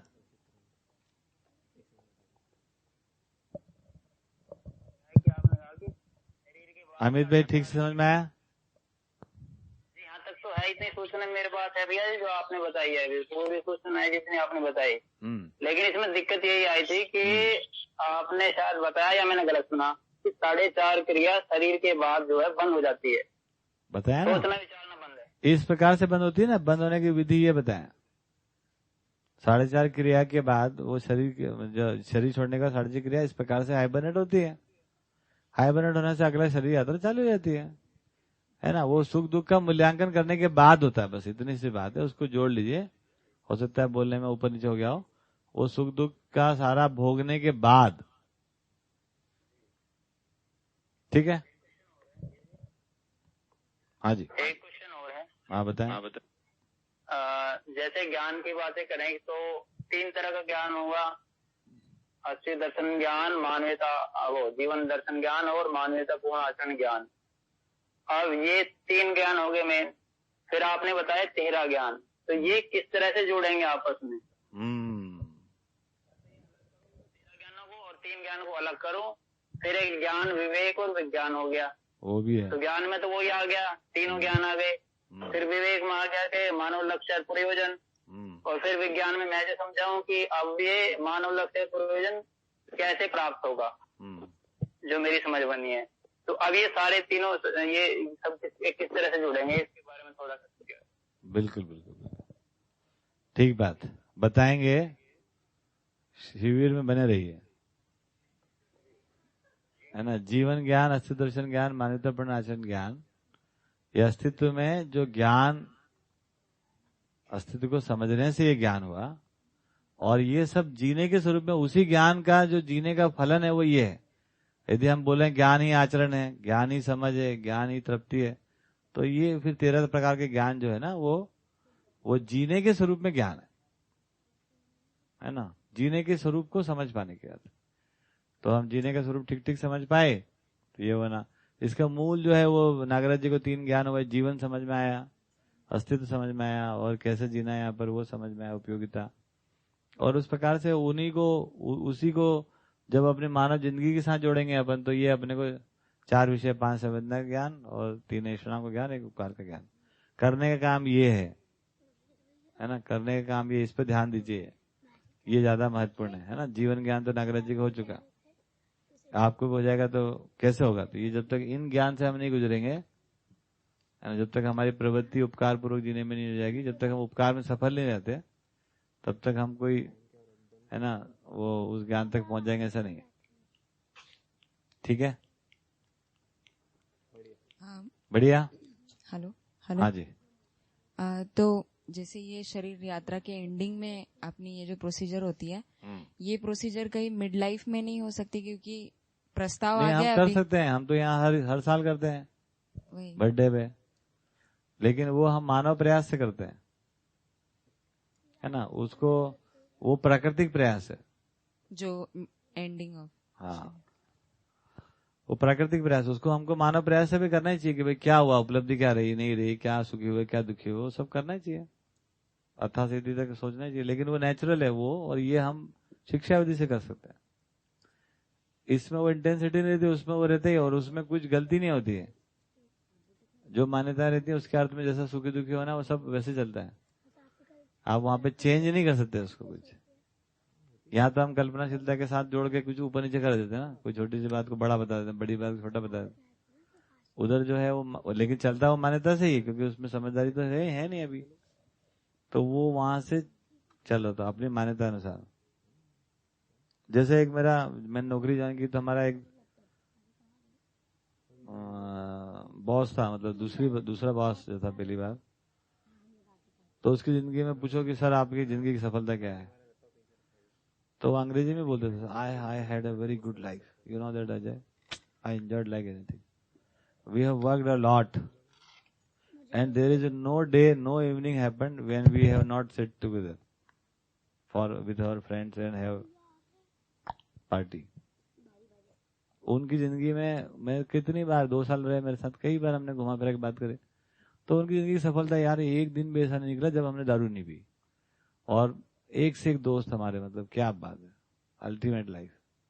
अब ये उनकी मान्यता है, तो जब कभी ये गहरी मान्यता है उनकी, तो जब शरीर छोड़ दिए जल्दी से, रिटायरमेंट के बाद तुरंत छोड़ दिए, है ना। ज्यादातर अधिकारी छोड़ ही देते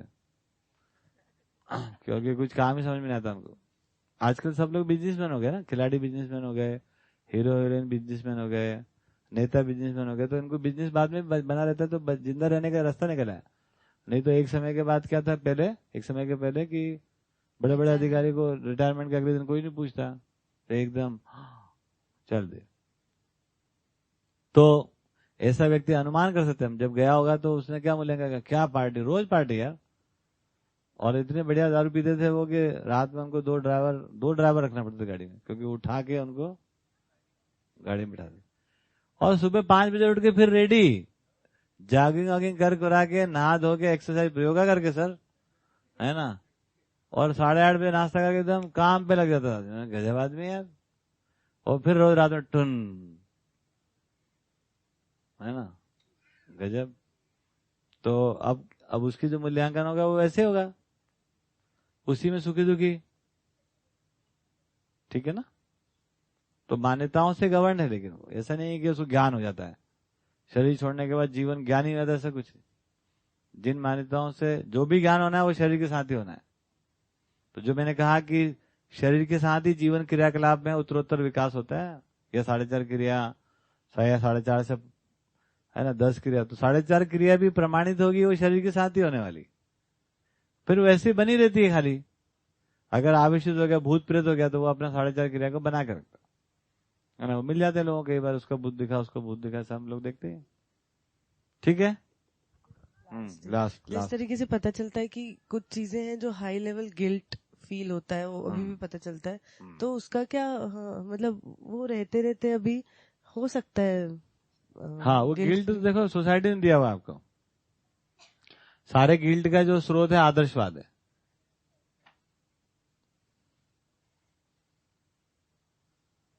ठीक, आपने एक दिन दारू पी ली, अब क्या हो गया, वो आदर्शवाद ने बोले महापाप है, ठीक।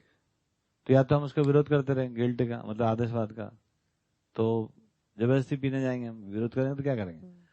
और फिर एक दिन सोचा यार सही में गलत है, उस दिन से गिल्ट में आया, तो उपलब्धि क्या, कुछ भी, उससे अच्छे से पी लेते, हाँ, है ना। तो आदर्शवाद आदमी को गिल्ट में ले जाता है, ठीक। अभी व्यवहारवाद या समाधान या अस्तित्ववाद में क्या करें, क्या खाने लायक है, क्या खाने लायक नहीं है, उसको देखो भाई, और स्वस्थता के ब्रैकेट लगा के रखो आप। तो किससे हम स्वनियंत्रित होते हैं, किससे हम नियंत्रण खोते हैं, क्या है क्या नहीं है, तो देखा जा सकता है। तो आंसर ये है कि जैसे जैसे समझते हैं तो वो सारे गिल्ट दुख हाँ, इससे मुक्ति चाहिए अपने को। ये गिल्ट प्रोग्राम से मुक्ति चाहिए। आदर्शवादी गिल्ट पैदा करता है, सहअस्तित्ववाद कोई गिल्ट पैदा नहीं करता है। सहअस्तित्ववाद तो कह रहा है कि हर बालक जन्म से गलती करने का अधिकार लेके पैदा होता है और सही करने का अवसर है ना हमेशा बना रहना चाहिए शिक्षा और व्यवस्था में। वो बना नहीं देता है। तो यहाँ तो गिल्ट का कार्यक्रम ही नहीं है कोई। बात समझ में आई? तो सारा गिल्ट मुक्त होने का बात है। ठीक है, जैसे जैसे आप अपन गिल्ट मुक्त नहीं होना, अपने को आदर्शवाद से मुक्त होना पड़ेगा। ये तो नए गिल्ट में फंस जाओगे आप। आप तो यहाँ सुने थे परिवार और आप अकेले चले आई, इससे आपका परिवार बनेगा। हाँ दूसरा ठीक है रफ्तार। अभी जाओ कोई वहां अपने पुराने जगह में मेरे बताएंगे लोग ये तुमने बहुत गलत किया है ना। यहाँ तो परिवार की बात है भाई, समझा करो जरा। तुमको अकेले थोड़ी समाधान चाहिए, तुम्हारे परिवार के साथ समाधान। और गिल्ट में लाने के अलावा कुछ नहीं। ठीक है ना। तो फिर वही परिवार में अपना वही करो, वही परिवार सो कॉल्ड जो है पराठा परिवार इसको बोलते हैं। कौन सा परिवार? हाँ, ठंड का मौसम, बढ़िया माँ पराठा बना रही, बच्चे खा रहे हैं, पापा चाय पी रहे हैं। इससे सुंदर परिवार क्या होता है? सुबह सुबह देखो कितना बढ़िया, और रात में मक्खन वक्खन डाल दिया है, पराठा परिवार। ठीक, तो पराठा परिवार की बात नहीं हो रही, वो गिल्ट में, वो आदर्शवाद है सब। और मैं मानने को तैयार नहीं हूं। तो हमको एक व्यवहारवाद में आने की जरूरत है। आपको समाधान चाहिए तो आप समाधान संपन्न होइए, उसके लिए जो आपको समझ में आता करिए। गौरव को समाधान चाहिए तो वो अपने समाधान पे काम करेंगे। आप दोनों मिलके काम कर ले, बहुत अच्छी बात। दो मिलके नहीं कर पा रहे तो कोई एक तो करो, व्यवहारिक बात है नहीं है।